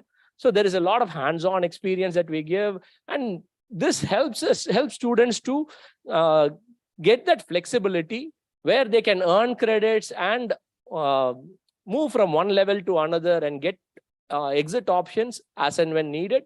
So this structure is very much in line with the NEP and helps the students to open their options. So this program was launched about 2 years back. So and this program has admissions 3 times a year. So there are actually 4 terms in each year, and all courses are offered in all terms. So the student can basically do courses at their pace based on what their interests are. So it's not like odd semester courses versus even semester courses. If I miss a course in even semester, I have to wait for a year to do it. No, nothing like that. You have courses offered every term, and you can kind of do it as you choose to. So that flexibility has been built into this program, and this has actually helped a lot of students join. So in 2 years, so just for some perspective, let me tell you some numbers. IIT Madras every year admits roughly 1,100 BTech students through JEE. Okay, so for over a 4-year period, we have not more than 4,500 students in the undergraduate programs at IIT Madras. In 2 years of this program being launched, we currently have more than 16,000 students in the program. So that is the value, because there is a desire to learn. People are motivated. They want to learn. They want to go to the next level in their lives. They are thirsty for opportunities. NEP and all these changes to the academic policy is actually enabling the students to accomplish their dreams. And we believe this initiative from IIT Madras is one step in that direction. We hope that there will be more and more such initiatives. We keep an eye out on IIT Madras. Okay, so please see that we will eventually get to having so many such programs where we can create quality engineers and quality scientists who learn from us without having to jump through this hoop of hyper-competitive JEE. So the one thing I want to kind of mention is the teaching content is online, but all assessments are in person to ensure that there is the quality which we are looking at. There will be monthly exams which are conducted in centers across the country. We have about 120 centers in which exams are conducted. And so students can actually do courses and earn credits and so on. So there can be a lot more flexibility. So this program also allows for credit transfer from NPTEL and just like in all our BTech programs. So that kind of gives you an overview of what this program is and how this is in line with NEP and so on. And then we will talk about the NPTEL, which is the largest online MOOCs course, the MOOCs platform in India. It is an MOE funded project. IIT Madras leads this initiative. It's actually an effort jointly by different IITs and IISc. So there are currently the curriculum from UGC and AICTE allows up to 40% of credits can be transferred to their degrees. So a lot of students actually do these NPTEL courses for credit transfer. So for I hope most of you know about NPTEL. So in case you are not aware, it is the full form is National Program for Technology Enhanced Learning. So what happens here on NPTEL is there are more than 600 courses offered in each semester. Students can enroll, watch videos which are available for them to, for this enrollment and watching videos is free. They don't have to pay anything. Weekly, they submit assignments, and at some point, they can choose to decide whether they want to register for an exam or not. And the exam fee is 1,000 rupees, and there are also waivers based on communities and other financial requirements and so on. So for you pay 1,000 rupee fee for the exam, and there is an in-person exam at exam centers across the country. So there are more than 130, 140 centers in which we conduct exams, and you pass this exam based on the assignment scores and the exam score, you get a certificate from IIT Madras or IIT Kharagpur or IIT Bombay or IIT Delhi, depending on who offered that course. Okay, so this is an NPTEL co-branded with the IIT certificate. So this is a highly valuable certificate because there is in-person exam, there is guarantee for learning, and also there is continuous engagement because the students have to submit assignments every week. So if they don't submit assignments every week, they cannot actually pass the course or get the certificate. So which is very unique for any of the online programs, right? So I mean, most of the online courses, usually the problem which we face is everybody will enroll, right? So I have done that as well. I have gone and enrolled in some course, but first week I will watch, and after that it's okay, something else comes and you don't watch. And you don't watch for 2-3 weeks, then you will have like 15 hours of videos to watch. There is no way you're going to catch up on 15 hours of video, you will give up. Right? So that's not possible here because you have to kind of engage regularly. So it is, we ensure that there is continuous engagement. And because of that, there is a lot of interest in credit transfer from these NPTEL programs. So as you can see, these are the numbers from the last year. So there were a total of almost like 7.6 lakh students who have taken the exams from NPTEL, out of which almost more than 5.5 lakh, 5.6 lakh students have actually done a credit transfer for this. A lot of people from working professionals do this for upskilling and reskilling as well. And we have also had a lot of faculty doing it for faculty development programs and for counting towards points and so on. So there is a lot of value in this. And this has actually been adopted by many colleges. So there are actually many colleges which have on their timetable have an NPTEL period. Right? So just like how you have a maths period or physics period, there is a slot which is allotted for NPTEL where students go watch videos and take exams. Right? So this has been a very successful initiative from the ministry, and IIT Madras has been in the forefront running this. So this program has been there for almost 20 years. In another 3 months, we are going to celebrate our 20th anniversary for this program. So this has been one of the great success stories of online learning from IIT Madras. And so while we may not fully understand the magnitude of what 20 years is, I just want to highlight that YouTube is only 16 years old. Okay, so watching videos online was not a concept that existed 20 years back. Okay, so that's how cutting edge and how forward thinking some of the pioneers at IIT Madras were to start something like this. So obviously I was not there when it was started, but I'm really blessed to be a part of this team who have now taken this forward as well. So as you can see, these activities are all things which can easily be tied into various academic programs, and the students can benefit. Right? So whatever they are learning, whatever they are putting their effort towards, if it can count towards the academic credits, how valuable can that be?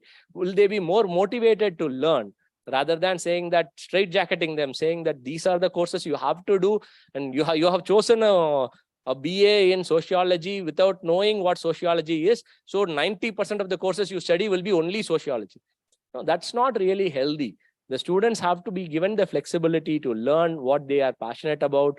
We should give them the freedom to explore, and all these things, all these frameworks will help in achieving that. So I hope our experiences that we have shared will help you understand why this is valuable and how this can be used in the future as well. So with that, I'll kind of thank all the participants and also the organizers for inviting me to address the audience. And maybe I'll take a couple of questions because Professor Sarit, who is here, will also be part of the panel discussion. He will probably address more questions, but I'll just take a couple of questions to end the session. Please, sir.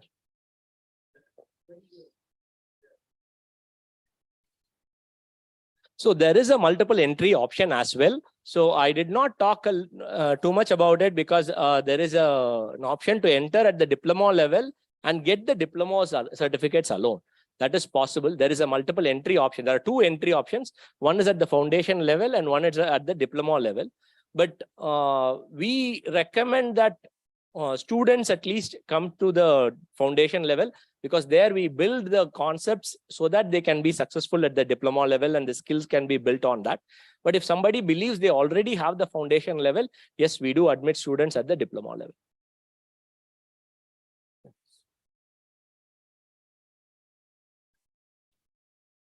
Yeah.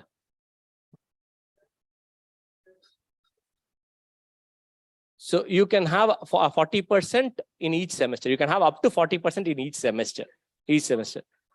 Yeah, you can't say how one semester is 100% credit transfer. I don't think that is theoretically possible. So that's what I think UGC, IICT guidelines are. Yes, sir, please.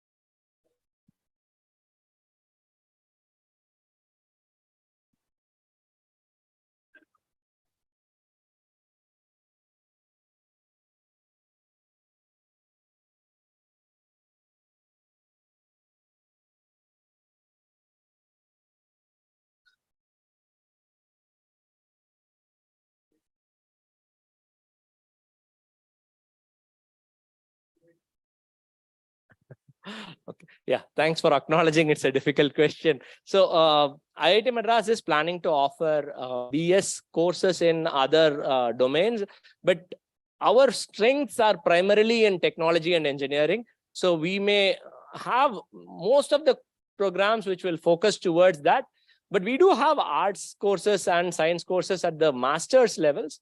So we have MA program from the humanities, and we have MSc program, maths, physics, and chemistry, and so on. From an undergraduate level, we do have two courses which are science courses. One is a BSMS in physics, and we have a BSMS in biological sciences. So those are the courses that we do have. Not sure if we will have an undergraduate level arts course. That may not happen in the near future. I'm not very sure. But yeah, but we will definitely be expanding this type of a structure where we have these large scale programs where we admit a lot more students and so on. So yeah. Yeah.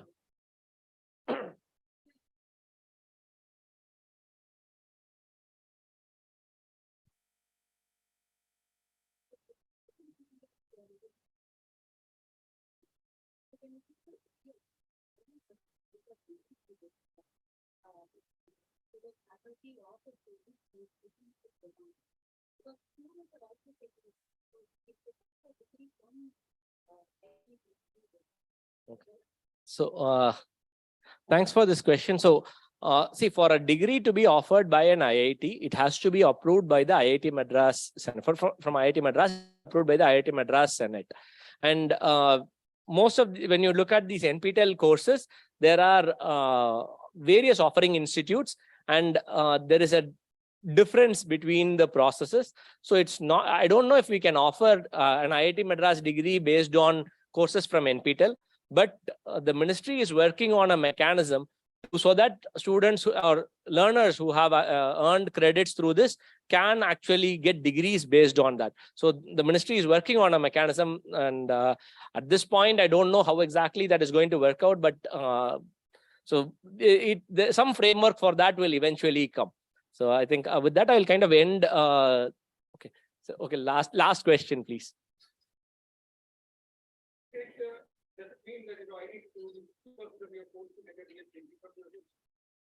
Sorry, I could.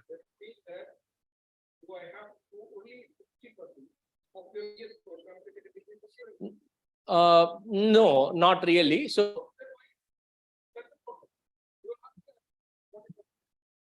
Okay. No, I'm not saying you have to accept 40% of the courses. You can do up to 40% of the courses. Not everybody is doing 40%. Usually it is somewhere around 10 to 20%, and we are doing around 10 to 20% for courses. Yes, we are accepting. So not up to 40%, but we are accepting. So these are the IITs which are already accepting courses. And I think IIT Kharagpur also accepts. I think I missed out that. So these are the IITs which are already accepting courses. So it's not that IITs are not accepting courses, but it's just that up to 40% is the guideline. So we generally allow courses for electives. We do allow students to take the courses, and we do allow credit transfer from other institutions when they go for semester exchange or institute exchange programs. So NIT's students come to IIT Madras to do 1 year of courses, and there are credit exchange for that, and there is foreign exchange students also. So there are various types of credit exchange which is happening. And this national credit framework, just like how ECTS has enabled it in the Europe, and NCrF will enable freer transfer of credits across various things. Oh, thank you. Thank you, Professor Vignesh. I think it's been a very informative session in the morning. A lot of new ideas discussed, various possibilities. I think presented to all of us to think about with a lot of detail, a lot of thought process behind all of those possibilities. So we are going to have a break now. We are all more or less on schedule. We'll have a 15-minute tea break, and then we will join for a much more elaborate discussion session. So please join us for tea just outside the room across.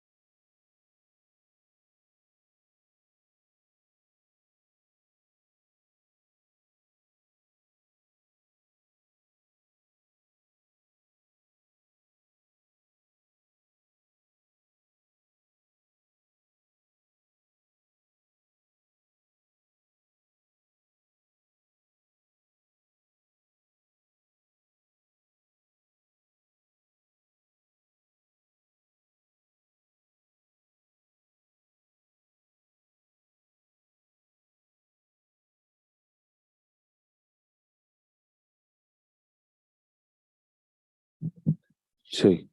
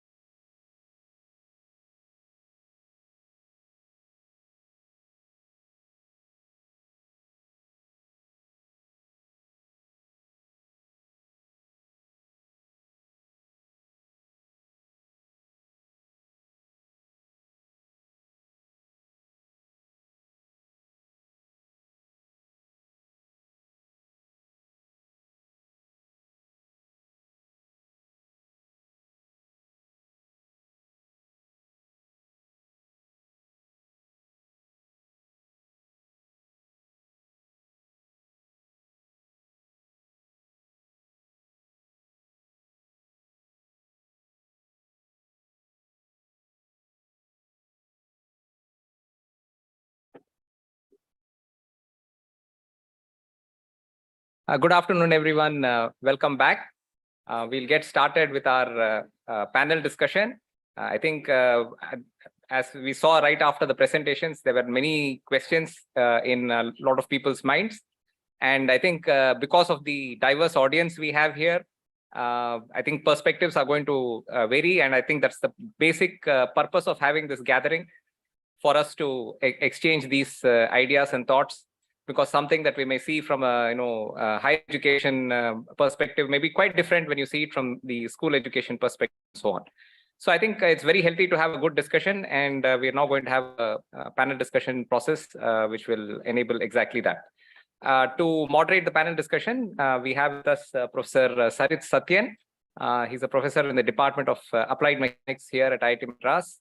Like with many institutions, we have a special committee to just look over the entire, curriculum, the way we deploy our curriculum for the campus. So he's the chairperson of the timetable committee, which is a very important committee which reports to our Senate. So every semester, the whole layout of the complexity of our deployment is something that he has to handle. His committee has to handle because we have so many aspirations from students. I mean, we are talking of reaching out to audiences in different places, online, in hybrid modes, and so on. But a campus with 10,000 students has its own complexity, and I think we have a lot of learning from there. And so committees like his, I think, directly deal with that on a day-to-day basis, and there's a lot of experience and learning in that. So I now request him to take over moderation of this panel discussion.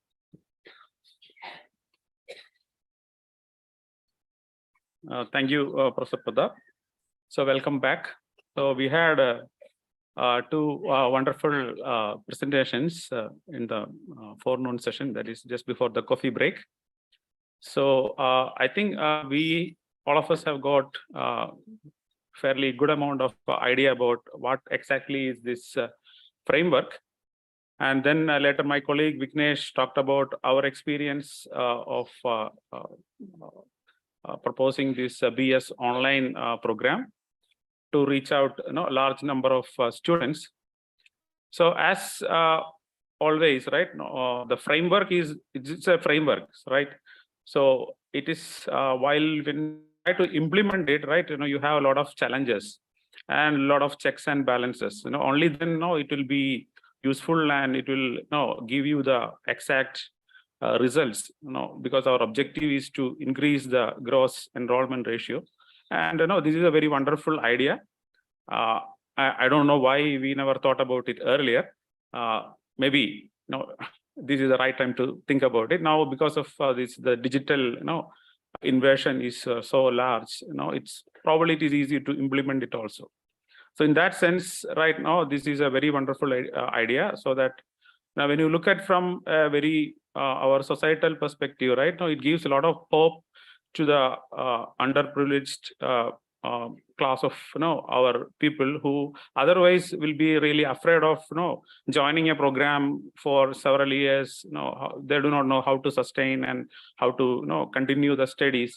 So this gives a lot of hope, because they can join for a program and earn credits and then deposit it, and then later, if they are not able to continue the program, they can even come back later. So in that sense, it's very going to be very revolutionary of that nature. In some sense, institutions like IIT Madras, we do have certain aspects already embedded into our framework, though we explicitly mention it, but it has been there, like all this credit transfer and all that. We do recognize credits from other institutions, and whenever our students go abroad, they transfer it, or when they come here, that wherever it is possible, we do that. But this gives a very good platform. So I hope with this panel discussion, with a lot of questions, and we have experts, I will be able to clear most of the what are the points we wanted to know. So I'm really happy to invite the esteemed panel members who are agreed to be participate in this discussion. So let me first welcome Dr. Neena Pahuja, Executive Member, NCVET. Please come and occupy. Thank you, ma'am. Next, I'm happy to welcome Dr. Subarna, the Joint Secretary, MSDE. Thank you. So next, Lieutenant Colonel Gurjan Chowdhury, Director, NCVET. Professor Rajeev Kumar, Member Secretary, All India Council for Technical Education. Dr. Shakil Ahmad, Joint Secretary. Thank you. Dr. Vishwajit Saha, Director, Central Board of Secondary Education. Dr. Dinesh Kumar, Dean Research, NCERT.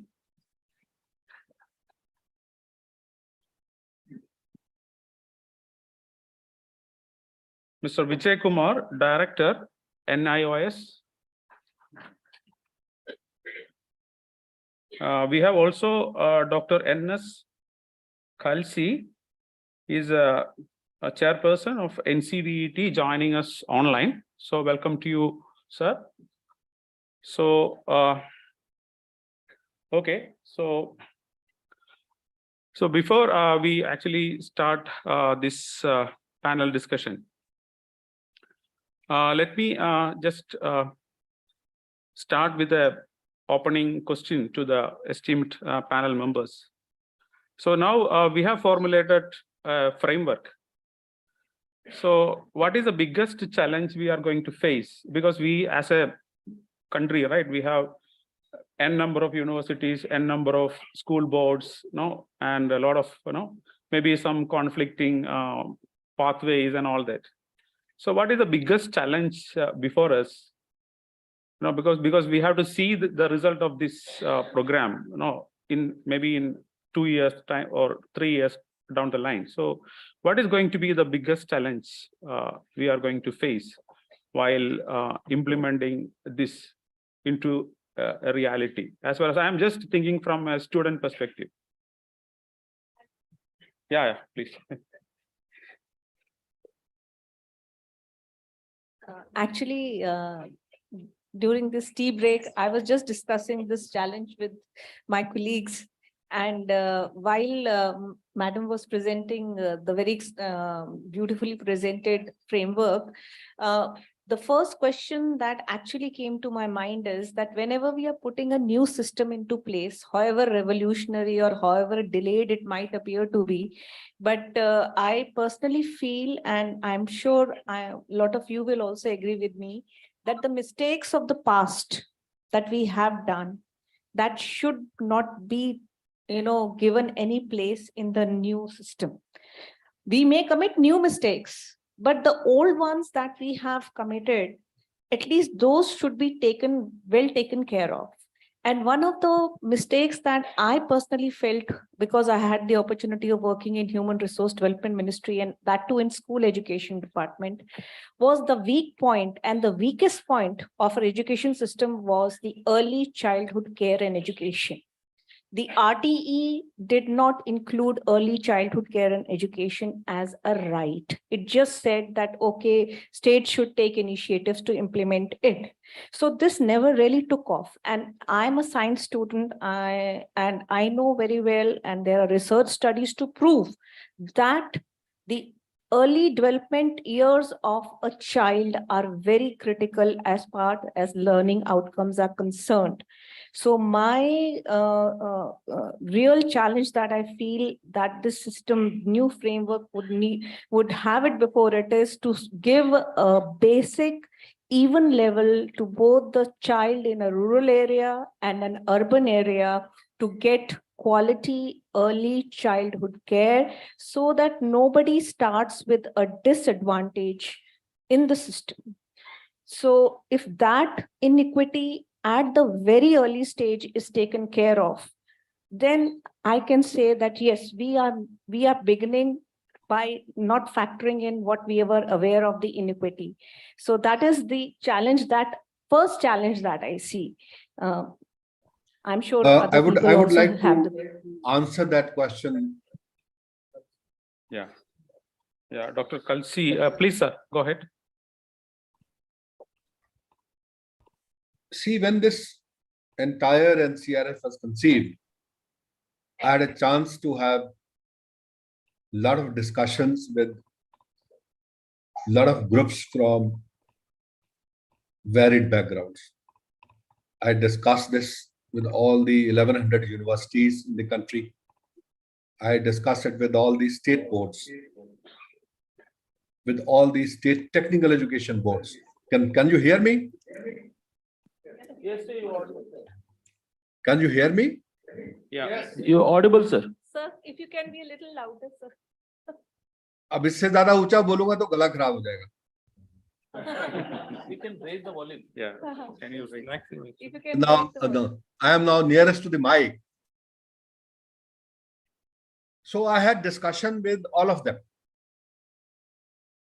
And after a lot of discussions, we evolved this entire framework.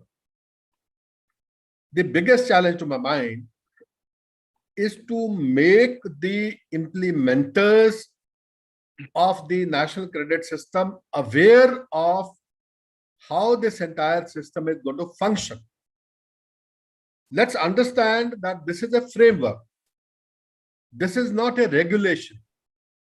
This is not an order which can just be implemented without putting down on a piece of paper the operational guidelines by the respective regulators, by the respective institutions, by the respective autonomous bodies.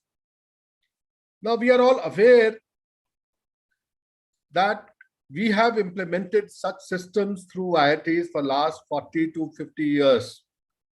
And these have been implemented pretty successfully. You know, I am a product of IIT. I went through this process 47 years back and never faced any difficulty. Same thing is here.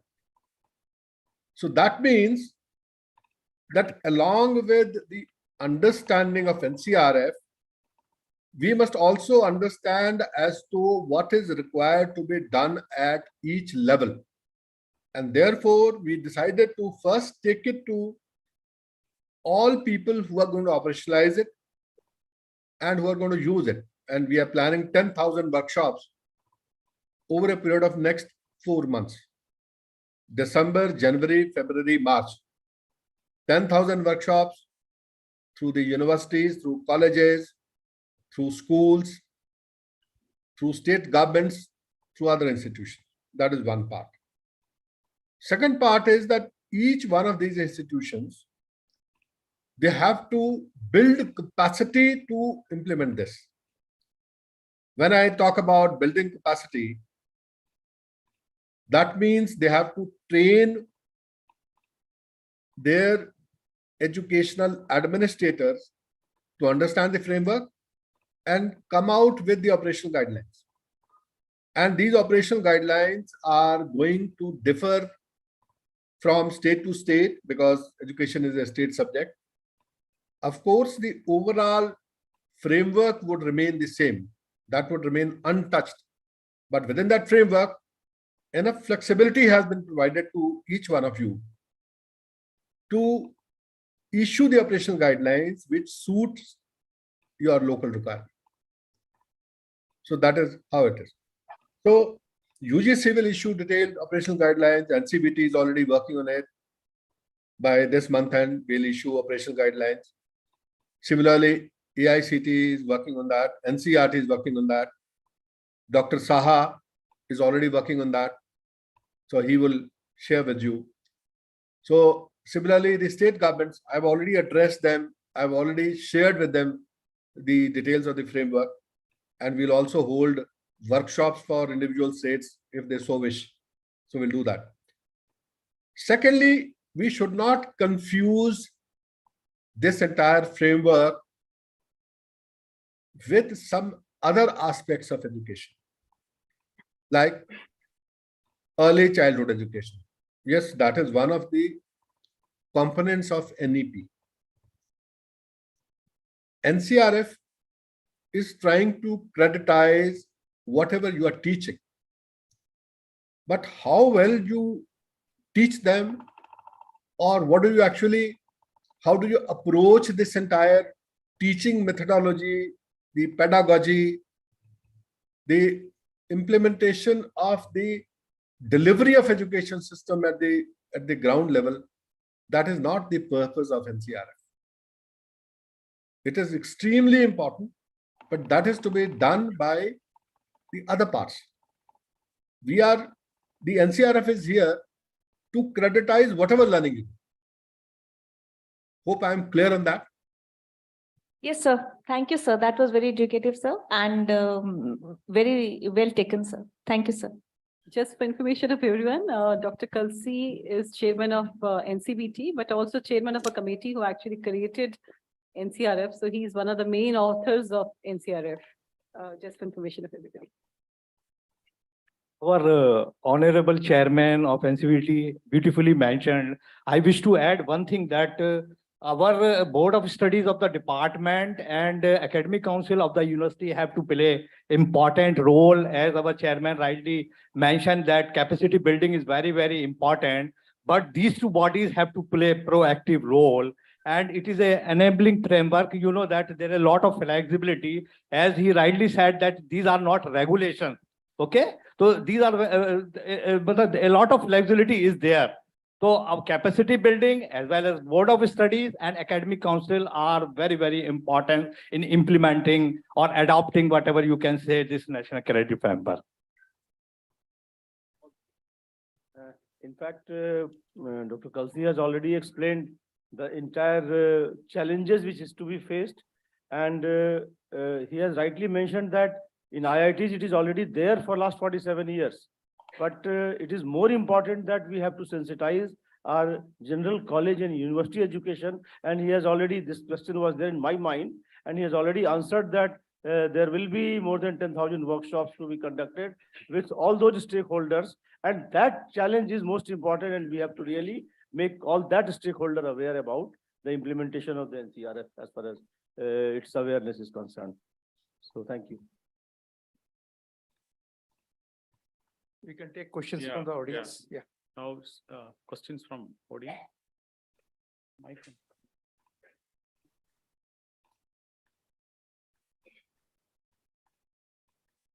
Okay, or we can come here and ask. One mic. Yeah.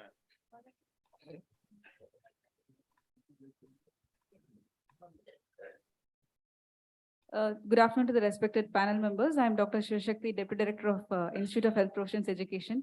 Basically, I differ here because I have come from a health sciences background, and we are yet to adopt the CBCS model. But my question is actually on the challenges. Like from now on, prospectively, we are going to implement this NCrF framework. But what about the students who have already finished their courses, or those who are there in the first year or the second year?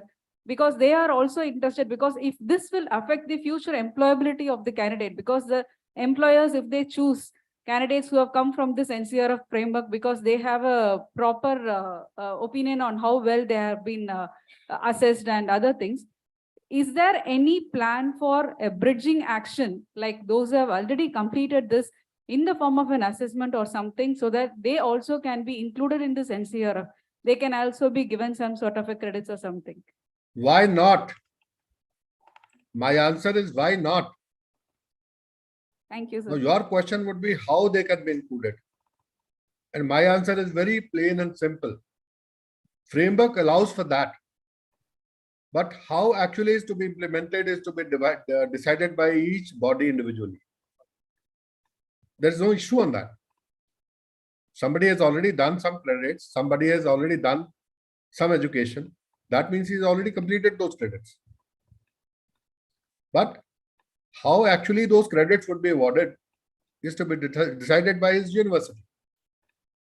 Again, the board of the university would sit down and say that, "Achha, jisne ye kar liya, usko itne credits de do." And these are credits, mind you. These are not marks. This has nothing to do with your grades, your marks. This is whether you have achieved these outputs or not. Whether you have achieved these outcomes as the process of learning or not. If you have achieved the outcome, then yes, you can be given credits. and it should be done. And that is the basic purpose. So it's a good question. Thank you for asking that and giving me a chance to clarify. Thank you.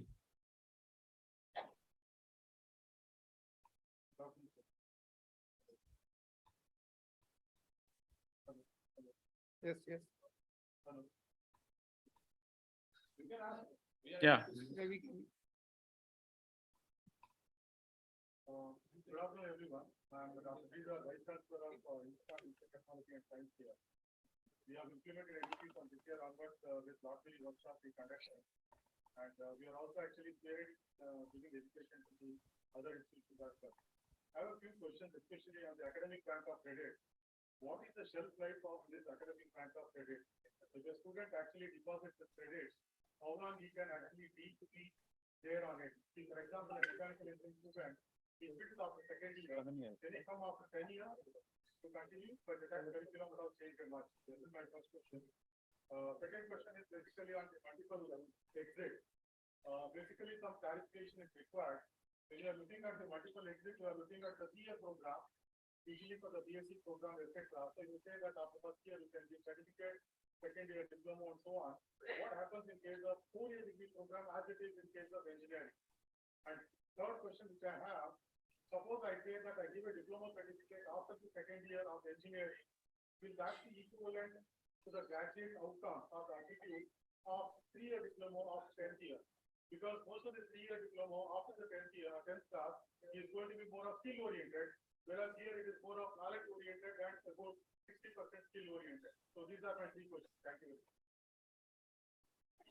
Should I answer 1 or 2 questions, last 2 questions? So you said that student exiting the course after 1 year, and as for this framework, he is being awarded UG certification. And after second year in engineering, he is being awarded diploma, UG diploma. Now, we have to decide the outcomes, learning outcomes when we are giving some certification, what he will do with only this qualification of physics, chemistry, workshop practices. So we have to decide the learning outcomes for certificate after 1 year. And what should be the learning outcomes, what we are expecting, we are giving diploma, UG diploma. So all these things will be decided. We have to provide some skill courses when we are awarding the certificate and diploma to the students, because otherwise what he will do with only the certificates, having no employment opportunities for this certification, all such things. So these things, they will be worked out, and even the institutions, they can work out on their own as per the NCrF guidelines. They can decide the outcomes, and then they can award the degree and diploma. So this is the answer of the questions of how we will award the degree and diploma. Definitely, you have to give some skill components when you are awarding diploma and certificate to the students when they are exiting, right? Similarly, when the student is entering, okay, then you should have a dynamic academic committee who will decide the learning outcome. Suppose he is entering with certain number of credits in your institutions. So what is the equivalency of these credits as per your curriculum or as per the requirement of your institutions? So that equivalency will be done at the institute level or the university level, whatsoever the case may be, but it will be done definitely. So role of the institution, university is very, very important, because every individual case will be different. Every student case who is entering in the system will be different. We have to take very dynamic decisions. So we should have all dynamic bodies to decide the equivalency of the cadets and all such things. And the bridge courses, if you want to provide that students to bring at a certain level, that is to be decided by the committee. So this is all being done at the institute or university. Sorry to interrupt. I have one clarification. So because we also faced a similar question when we proposed this BS online, as well as now we are going to have electronic system BS program. It was presented in our Senate recently, and now again Senate wanted us to rework. So one of the issue that came up during the discussion was as a national level, do we have a clear framework for a 3-year diploma? Because diploma programs as it is considered as skill oriented and skill intensive. So do we have a clear-cut guideline at the national level that no, we should have this much percentage of courses directed towards skill development and not just theoretical? Yes. Do we have something? Yes, we have clear guidelines. And these guidelines are pretty simple. That for any UG or PG programs, if 50% of the courses are skill courses of that NCrF level and 50% are from the academics, then you can award a UG or a PG degrees, diploma or certificate. That is one. Secondly, if it is a vocational course, then UGC has already prescribed that up to 60% could be the skill component and 40% could be the academic component. And for extreme cases, special cases of vocational education, the skill component can go as high as 70%. It could be 70-30. But having said that, in case your own university or your own autonomous institution, you want to have your own formula, your own recipe, and you have a reason for that, there is no problem on that. You can always do that. Thank you, sir. Yeah, thank you, sir. So I think it is then the shelf the life whole problem is about about the shelf mapping. life, that is for 7 years. That is 7 years, if I remember correctly. No, but that is there.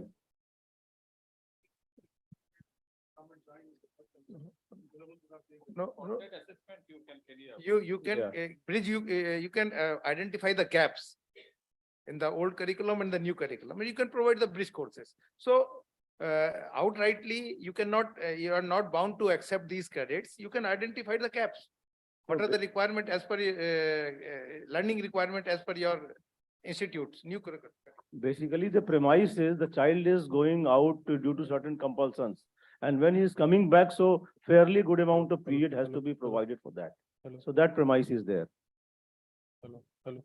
देखिए उसका फैसला आप करें कि जब कोई बच्चा किसी कोर्स में आना चाहता है या किसी कोर्स से बाहर जाना चाहता है, तो एनसीआरएफ ने उसको एक दरवाजा प्रोवाइड कर दिया, उसको फ्रेमवर्क ने एक दरवाजा प्रोवाइड कर दिया, भाई दरवाजा है, आप अंदर आ जा सकते हो। लेकिन दरवाजे में जो एक कुंडी लगी है, एक चाबी लगी है, वो कुंडी और चाबी कैसे खोलनी है, कैसे खुलनी है, वो जिस इंस्टीट्यूशन ने एक्सेप्ट करना है या जिस रेगुलेटरी बॉडी ने उसको एक्सेप्ट करना है, वो उसको प्रोवाइड कर सकता है। अगर आप सोचते हैं कि एक बच्चा बाहर से आ रहा है, वो 4 साल के बाद एजुकेशन करके आया है, उसको पुराने क्रेडिट्स मिल गए, लेकिन अगर वो अगले साल मेडिकल एडमिशन लेता है, अभी कोर्स करिकुलम बदल गया है, उसको कुछ 2, 3, 4 क्रेडिट का उसको गैप फुलफिल करना है, तो you can always prescribe an additional entry module और एडिशनल एग्जिट मॉड्यूल। इसी तरह फर्स्ट ईयर के बाद अगर एक बच्चा बाहर जाता है, तो आपने तो प्लान नहीं किया था बच्चा बाहर जाएगा, तो आपने उसको किसी तरह की कोई एम्प्लॉयबिलिटी स्किल्स नहीं दी, लेकिन बाहर जाएगा, जॉब नहीं मिलेगी, तो आपकी यूनिवर्सिटी का नाम खराब होगा। So what you can do is you can prescribe कि ये 10 क्रेडिट का एक एग्जिट मॉड्यूल कर ले, तो इसको यूजी सर्टिफिकेट दे देंगे। एंड दैट 10 क्रेडिट का जो exit module could be module on the employability skills which are absolutely required by the market. So you are free to do that. So you have a lot of flexibility in doing that. But you cannot say no to the whole thing. You can have your own conditions. Similarly, somebody wants to enter IIT. He has the prescribed qualification. But for entry into IIT, there is a process prescribed, there is an examination prescribed, there are a number of seats, limitation is there. That will have to be seen by IIT. But that doesn't mean कि अगर एक बंदा एक बच्चा जो है वो eligible हो गया है, तो उसको आपने एडमिशन देना ही देना। No, he has to go through the process. That is there. Thank you. So just I thought I'll just add something in that. So 7 years. I am unable to hear you people. जो थोड़ा सा ऊंचा बोलना पड़ेगा आप लोगों को भी. Yeah. So currently the NCrF document says 7 years maturity. there are some courses, you're absolutely right in saying, for example, if you're doing mechanical engineering, the way the engines are made, the auto engines are made, is changing almost every second year or third year, right? Languages in IT are changing almost every year. But there are some courses again in IT, some things like algorithms, or the concept of NP completeness, people who are here from, computer science background. Those courses are there when I did my BTech 41 years back, and they're there still even today, right? So some courses will change, some courses may not change, but I think it's up to us, like Dr. Kalsi said, to be able to define. And I think over a period of time, for every course, you will actually have the definition coming out very clearly. But I think currently we're starting up with 7 years. I hope that answers that question. That issue, that regulator or the institution has to really upfront define as to how that has to be done. Sir has talked about the entry and exit module. So if that is already there, so if somebody is willing to exit or somebody is coming, so that kind of credit and how to earn that, if it is defined, a child can take an informed decision. So that is important, I consider. Just let me add one issue. In case of school education, up to grade 12, admission, anybody at any times can come and they can take the admission. Considering the fact they have already completed that portions of the syllabus in other schools of either state board or international board. So considering all those components, admission can be given. So that mobility issue, now it has been restricted some way, that rigidness is visible. Suppose a student from University of Madras in second year, BSc, they cannot take admission in the University of Delhi, despite of the fact that there is a vacant seats available in second year. So this credit framework is actually enabling the university system so that they can take and think for admission. And similarly, many of the private university, for that matter, what we know, student with suppose science background or some other typical subject combination, they completed 10+2. But university needs a typical PCM for engineering or something else for other course. Many of the universities are offering a kind of bridge course, what honorable members has already reflected upon.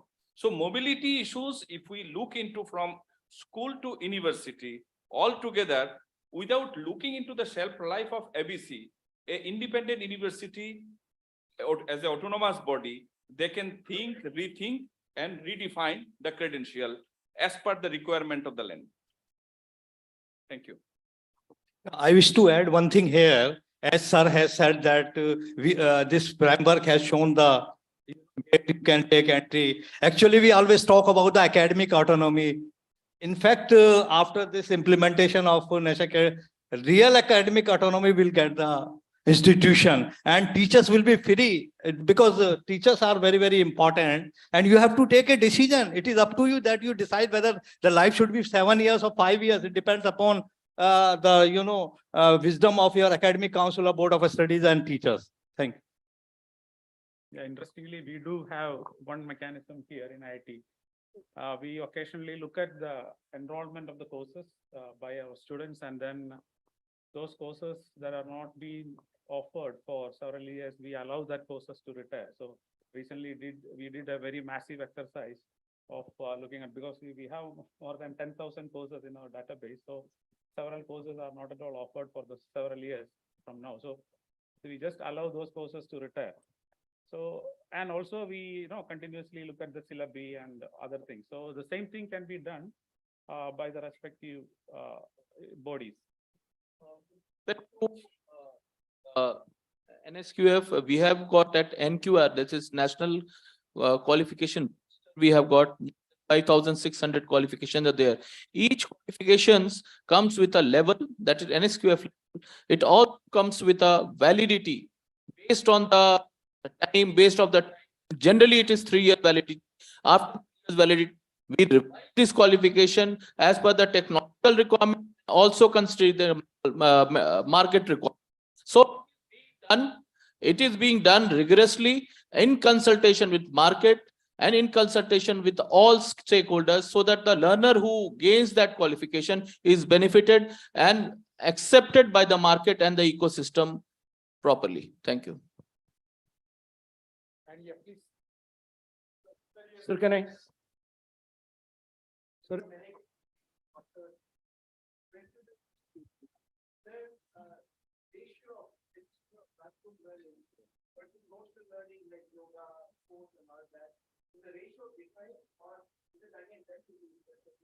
Now, if you have seen the model curriculum, basketing has been done. So these are the core courses pertaining to a particular course. And these are the optional courses or departmental elective or general elective. So you can put all such courses like yoga, music in the general elective. So basketing, percentage by basketing has been done in AICT model curriculum if you are from the engineering background. Yeah. Similarly, this basketing has been done in all disciplines areas also.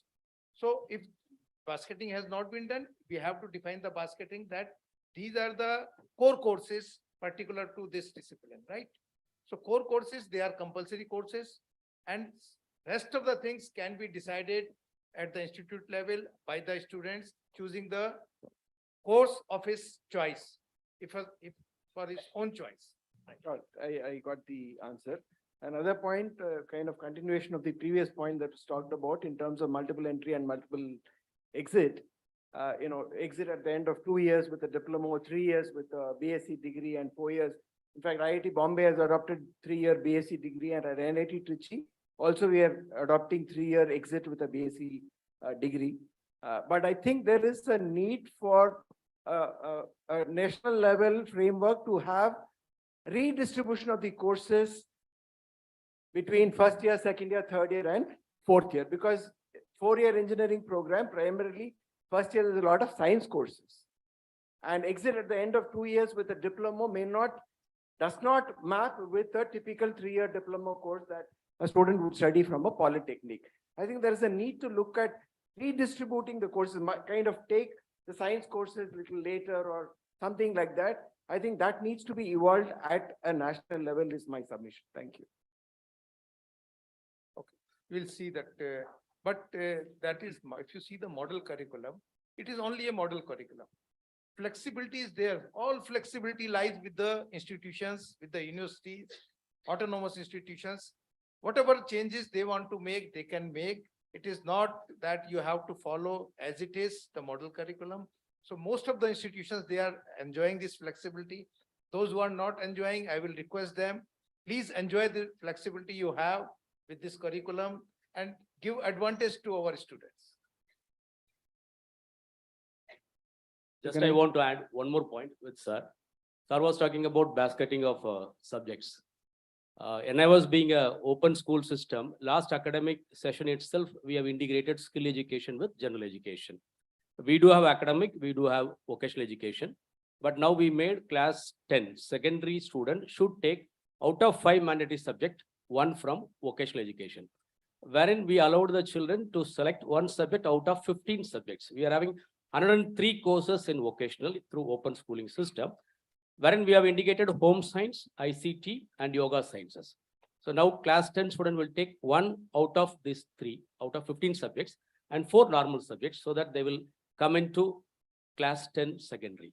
In class 12, we allowed them to take 1 additional subject, that is 6th subject, as a vocational subject. For them also, we have provided a basket of vocational education. And last only we have started, it is going so well. And we have already integrated vocational education with general education as a board in the country. Thank you. Yes, two are there. One is related to basketing. So again, I will mention that it is up to the regulator that the basketing of courses and its proportion, whether it is the scholastic area or the co-scholastic area. So that proportion has to be upfront declared, and that has to be decided well in advance, and it should be available as an information to the stakeholder. And number 2, as far as the one question sir has asked about the national level workshop for redistribution of the courses, regarding that, my academic submission would be that the regulator has to really think as to what kind of requirements are there for the purpose of the core science or the theoretical area, as well as the skill and vocational component. So that has to be decided whether the requirement of real academics comes first or the vocation and the skill education comes later on. So that has to be decided. So it is, I think that as far as this framework is concerned, this framework is flexible and it is giving a lot of flexibility and autonomy to the regulatory bodies and the institutions to implement the course, as far as I understand the entire framework. Yeah, I think I just a minor comment on that. So I think what Professor Bhaktavasalam from NIT was talking about is about prerequisites. For example, when we propose curricula for a 4-year degree program in, let us say, in computer science or mechanical engineering, right? So we don't expect generally students to discontinue at the end of 3 years, right? No. So you pack the courses in some way so that you have basic sciences, for example, mathematics. So most of the mathematics courses are required for students when they take engineering courses in the 2nd year or 3rd year. For example, partial differential equation, it's a course, or matrix algebra, and all these things are required. So that's why we have this basic science component, right? So 20%, 30% of it. If you tweak there in the beginning, right now, without having any idea whether this student will discontinue after 3 years or he will go for a BTech program or even for a dual degree program, it will be difficult. So that's a very tricky situation. I don't think there is a very single. Let me give you a solution for it. So I think what we also recommend in such cases, which are actually a problem Bhakta has actually spoken about, there could be also an exit program. So, you've done 3 years, but to be able to reach that level which the others need to have, you may also decide that in case somebody wants to go out, you may have plan an exit program, which may have 1 or 2 courses, which actually brings him to the level of another diploma holder or the similar degree holder. So that's also a possibility. And I think it's again universities who need to define that it's a prerogative of the university or the regulator. I hope that should. Yeah. So my whole point was in the current structure of BTech, we don't expect that exit to happen many times. So we need to reconsider, we need to restructure it so that this can be enabled. For example, when we proposed this BS online program, this was the first debate, right? Whether the students are getting enough components so that they get a diploma in 3 years and leave. So if you just fit our present BTech program into that, it will never probably may not work, because we have a very rigid structure, because we expect students to complete science and basic science, so that he is expected to do higher level courses. But when you have this flexibility, we need to probably rework the structure. And he's gotten a very actually pertinent actual question. Yeah. Problem. It's a very real question. Yeah. This is what NCrF is all about. It is enabling us to do it. What a professor from IIT just mentioned, it was discussed in previous discussions also, and IIT Bhubaneswar brought out that since IIT is going up revamping their curricular things presently, and this is the apt time that this framework is getting rolled out. So gives us the opportunity, gives the academia the opportunity to revamp there and restructure the course based on providing the flexibility and also the multiple exit and entry, which is one of the most important tenets of this framework. I think there is a question. Yeah, one thing which you have been discussing till now about the bridge course, according to NCrF, it is stated that a PG student who can get a diploma at the end of the first year, provided he does a bridge course. Is there any parameter for the bridge course that you have evolved nationally? Any of the regulator has come out with that? That's my first question. Second one, about the PhD program.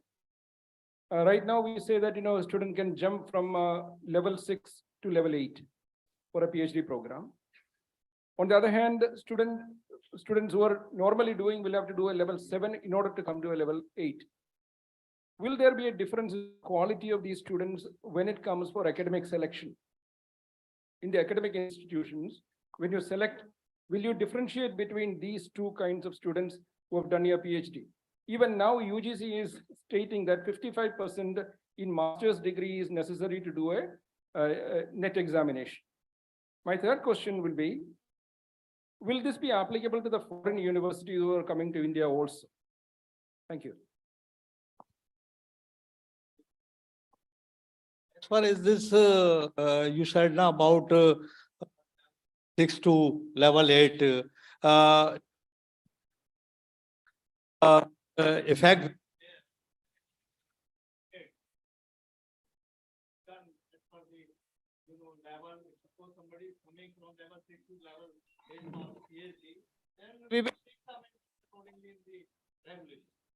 Okay.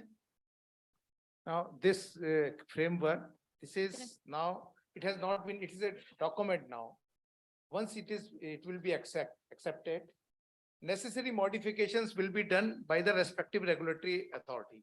So these issues, what you are talking about, they will be handled at that time. So it's a framework. First, we have to understand the framework.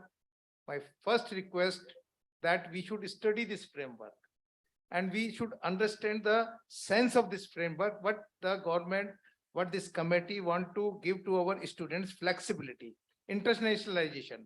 So all such things, they are, if you find that this thing is more, some advice or some suggestions they are coming, that it will be more beneficial for our students, that is required at this stage. But as far as implementations are concerned, we have to be proactive, dynamic, and decisions has to be taken at the institute, and the university level. Everything cannot be specified by even by the regulators also. Small things, because I told earlier also, every student will have different type of issues, different type of credit transfer. So we have to be dynamic. We have to take decisions at the institute level, at the university level. If you have the autonomy, so we have to be prepared for that. Main thing is that we have to change our mindset that it can be done and it will be done. I would like to add to that answer. I would like to add to that answer that this is a time, lot of autonomy is being given to the institutions, to the universities. So why don't you want to take that autonomy? Why are you asking these questions? Why are you even suggesting that we must do it? Why should we over control? All this has to be done by the university and the autonomous bodies. As now the UGC just explained. So when some power is being given to you, you have to build your capacity to implement that power. But don't worry about the national equivalence of whatever you're doing, because framework will ensure that. The only condition is that whatever you're doing has to be within the four walls of the framework. You cannot deviate from the framework. And as long as you are sticking to the framework and you are having your local flexibility, don't worry about the national or international equivalence or how your decision is going to play out at the national level. Everything will be all right. So my request to you will be to please go through the entire framework, take it very positively. This is the first time we are letting go the powers of the regulators. And we are trusting you people more than we trust anybody else, because you are at the cutting edge of the education delivery. So it is for you guys to decide, you people to decide what is best for your students within the framework, of course. Thank you. I think sir has correctly put all the agenda together. In fact, it's a matter of interpretations because the recruitment rules, what sir has rightly put through, that is very much there in the IIT systems also, BTech PhD integrated program. And earlier this MS by research program. And so considering all these issues, I think it is a matter of the university or college or state who are actually sitting on the recruitment rule. That interpretations need to be changed with the power of National Credit Framework and also with the power of National Higher Education Qualification Framework, because both are the level equalizer and up to PhD, it is level 8. No matter what way you are earning the PhD, after BTech or after BSc. Yeah, It is a matter of you have already earned that much of credit, and also you acquire the positions of level 8. So university, while recruiting, or college or public service commissions while recruiting the faculty, they, instead of mentioning that UGC is 55% net qualification, tomorrow RR would be in terms of level mentioned in the new national higher educational qualification framework, and also as guided by the national credit framework. Thank you very much. Before we go on to the next question, there were some questions on ABC which were asked in the previous session. So we have a gentleman from NEGD here. Just stand for a minute. NEGD is implementing ABC for us. So if you have any questions on ABC, please redirect all the questions to him. He should be able to answer this because NEGD is already in the process of implementing it, ABC. So anything on implementation specifically, I think he'll be able to address. That's why I thought I'd just take a chance of introducing him to you. Maybe you can do that during your lunch break also. Thank you so much. Ma'am, may I have a doubt clarified from your presentation, ma'am? Yes. Yeah, you are actually presenting on the assessment band and the accumulation of credits.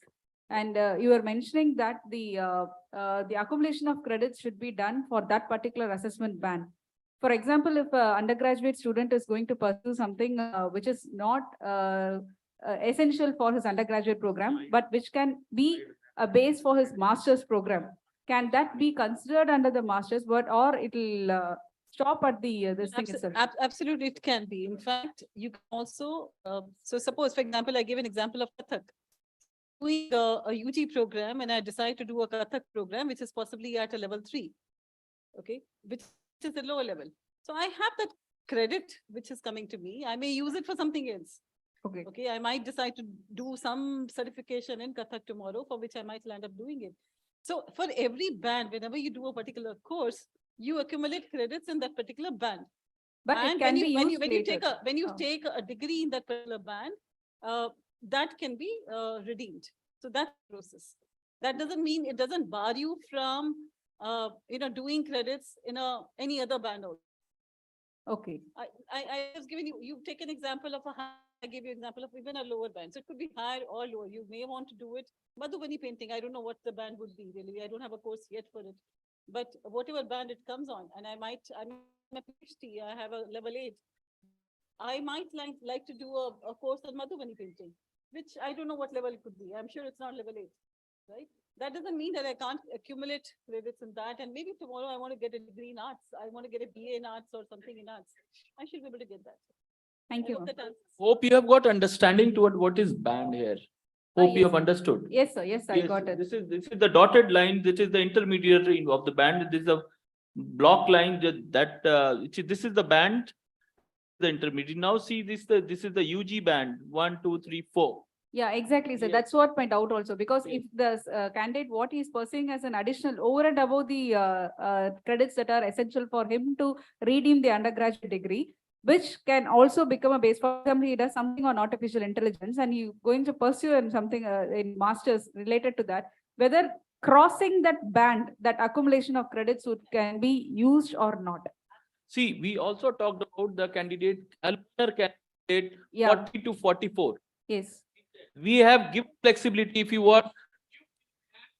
If you can manage between that 1200 hours and go beyond 1200 hours, certainly you can. Okay. Yeah. Thank you. Thanks for the clarification. Is that simply possible? Without having my minimum qualification, can I go for a higher band? You have to first clear that previous. Yeah, that's exactly yes. it. Yes, you have to first clear the band. Without clearing the band, I cannot go for a higher one. You From can a higher one, I can come to a lower one. can accumulate extra subjects in that particular band. Yeah. That is what I am talking about. No, she was asking another question. She was asking from a lower let band. me answer that Let me try question. and answer your question. Sorry, if sir wants. Let me answer that There are a question. large number of courses in BTech. I don't know where are you from. So at least in engineering, I know there are some courses in master levels, and I'm sure in IIT Madras also there will be some course of that level, which are offered at master's level and also at BTech level. Okay. they have, I'm sure all of you have, all the NITs have that course, all the IITs have that course. I personally, when I did my BTech and MTech from IIT, there were courses which are offered both at IIT BTech level and MTech level. But, you define the entry level qualification for that particular course. So when you do that course and you have gone through a formal assessment of that particular course in that particular band, then you get grades for that. And when you, so it can be used for your MTech degree, when you go for MTech degree or for BTech degree based on what kind of assessment you've done. So that's operationalization, which you're most welcome to assign, but you can, as long as every course has an entry level qualification, as long as you meet the course level entry qualification. I hope that answers. Let me add to that. I think we have time for one more question. Sir wants to say something, please. Let me add to that. Let us not complicate their situation by giving examples from IITs, otherwise they'll get confused. You are absolutely right that without clearing the previous band, you cannot go to the next band. Because for every band, for every qualification which NCVT approves or which any other university or UGC approves, they have some entry qualification, some entry requirements. As long as you are meeting those entry requirements, you can take that course, not a problem. But most of the time, that entry requirement specifies that you have to have cleared the previous band. For example, for a PG course, you should have cleared the UG band. Similarly, for a UG course, you should have cleared 12th class. UGC very clearly specifies that for any UG course, taking admission into any UG course, you have to have a 10+2 certificate. Of course, I can have number of ways in which I can give you either 10+2 certificate or equivalent of 10+2 certificate. For example, if somebody does ITI 2 years after 10th class, he can also get a 12th class certificate. So he'll get a admission in UG as well. So that is for the local boards and local state government to decide what they want to do. Similarly, for the universities, they have to decide as to what entry qualifications they need to prescribe for every course, every qualification, every program. Thank you. Thank you, sir. I think we can take a very quick question because. Yeah, my question is to Dr. Sahasa. As far as school education is concerned, what is the road ahead? Because we are talking about, NCrF is talking about, rolling out the system as early as class 5. So could you give us some insight into it? Yeah. As far as school education, till date, we are going with the marks-based systems. And that's why there are a lot of criticisms everywhere, 90 and above percentage and everything. Now, with the support of National Credit Framework, and that too also, again, taking the energy from the new education policy, we at CBSE are already constituting a committee which can actually look for subject specific, overall how this National Credit Framework can be implemented by the school board. So first, this implementation strategy, followed by there would be a deep discussions with the NCRT, because the structured curriculum, with the help of our new curriculum framework for school education, and what would be the structure, that is lecture, tutorial, and practical, whatever our IIT professor has shown. The similar way, it is already there. We have distributed in terms of marks. We also have a distributions of weekly period. So that would be converted into the new structure, which is they are very much in the new National Credit Framework. So, and once it would be fit, and then we'll try to implement it in piloting for the class 9th and grade 11. And if there is absolutely no problem, and we can definitely try and test this National Curriculum Framework and giving a credit, especially for the grade 12 and grade 10. And again, new education policy talk about entire secondary in a compact form. And if we look into the table, especially shown by Colonel Gunjan and also Honorable Chairperson has shown, from the early childhood to PhD level, every things are well defined. Now, certain work NCRT, CBSE, State Board of School Education, SCRT, together we have to come out, especially for K-12 sector, and how basketing and accumulations of credit, and how I was discussing today in between with this NEGD representative, also additional director, how ABC would be implemented for the school, because so far it is for the university and college to register there for ABC. Now, over a period of time, once we are ready, schools are also supposed to register. Then in the academic bank of credit, both for skill, vocational, bagless day, everything can be defined and redefined and implemented. Thank you very much. I would like to add the question asked. As Dr. Saha has rightly pointed out, in school education, the curriculum will be defined, and as per the National Education Policy 2020, already in the secondary education, there are two issues, which is flexibility as well as the modular approach in the secondary education.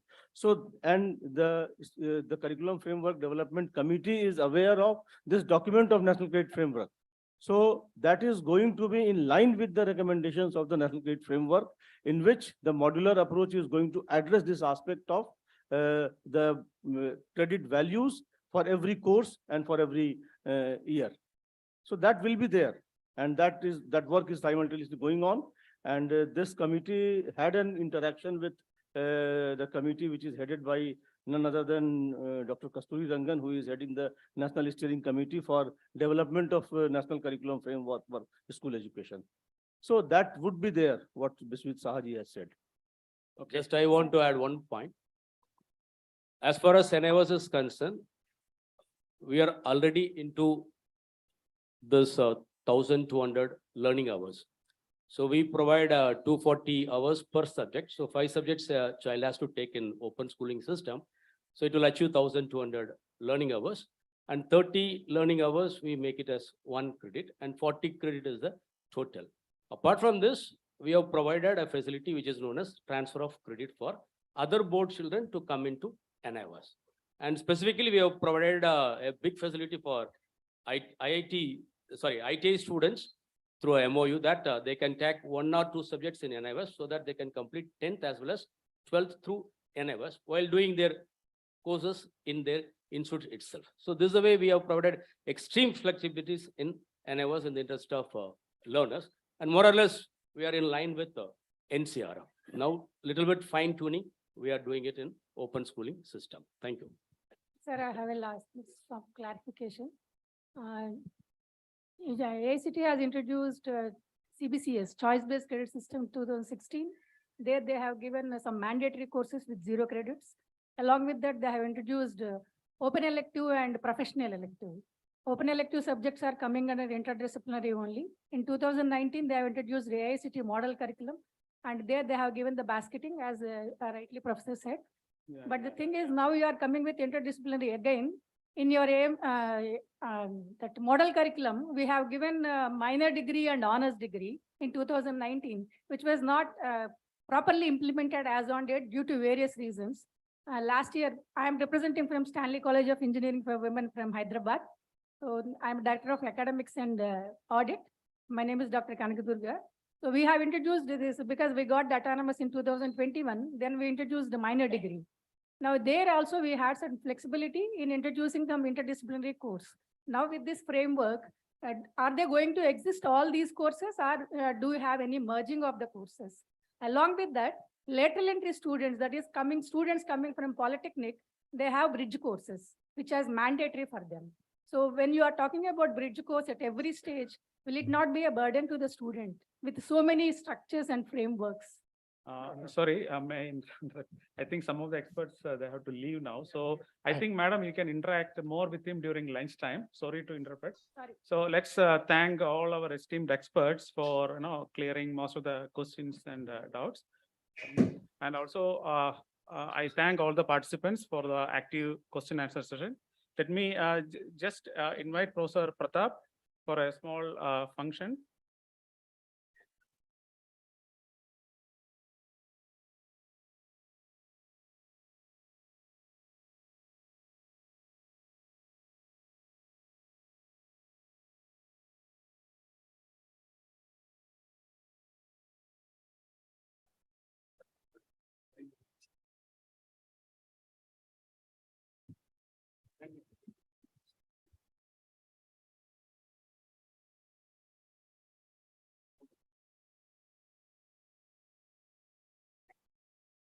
I request all of you, please wait for a moment. Yeah. So we will direct you to the place where the lunch is arranged. Just wait for a moment.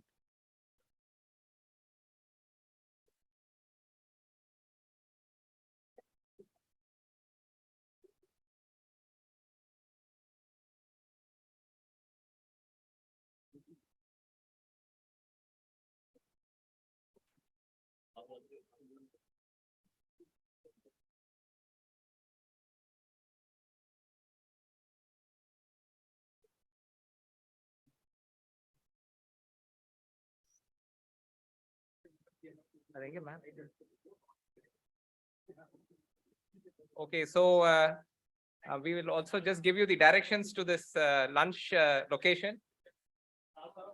You are actually here in the Central Lecture Theatre, which is this location down here.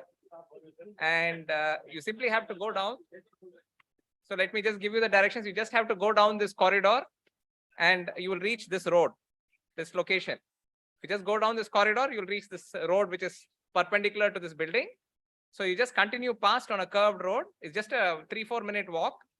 It'll come to a place called Campus Cafe. It's a general cafe, but we have a separate terrace on top, 3rd floor. There's a lift behind that building. So the side of the building, there's a lift which goes to the 3rd floor. And that's where we have the dinner. It's a special terrace location, covered terrace, air-conditioned place, recently inaugurated. So please join us there. It's just a 3-4 minute walk from here. I request you all to please wait for the national anthem, and then we can close this program. One moment. Please rise and please wait for the national anthem.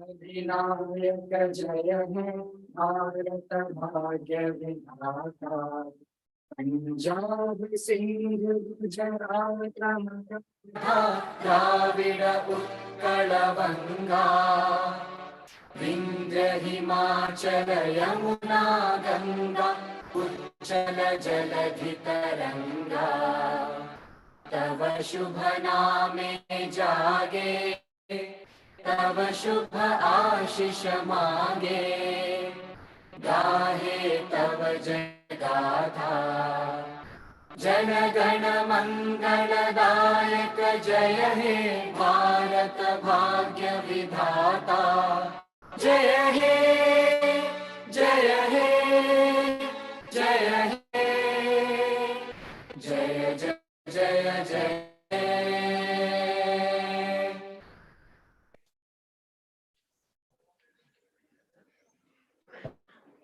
So in case there's any confusion, please ask for the canteen or campus cafe, 3rd floor.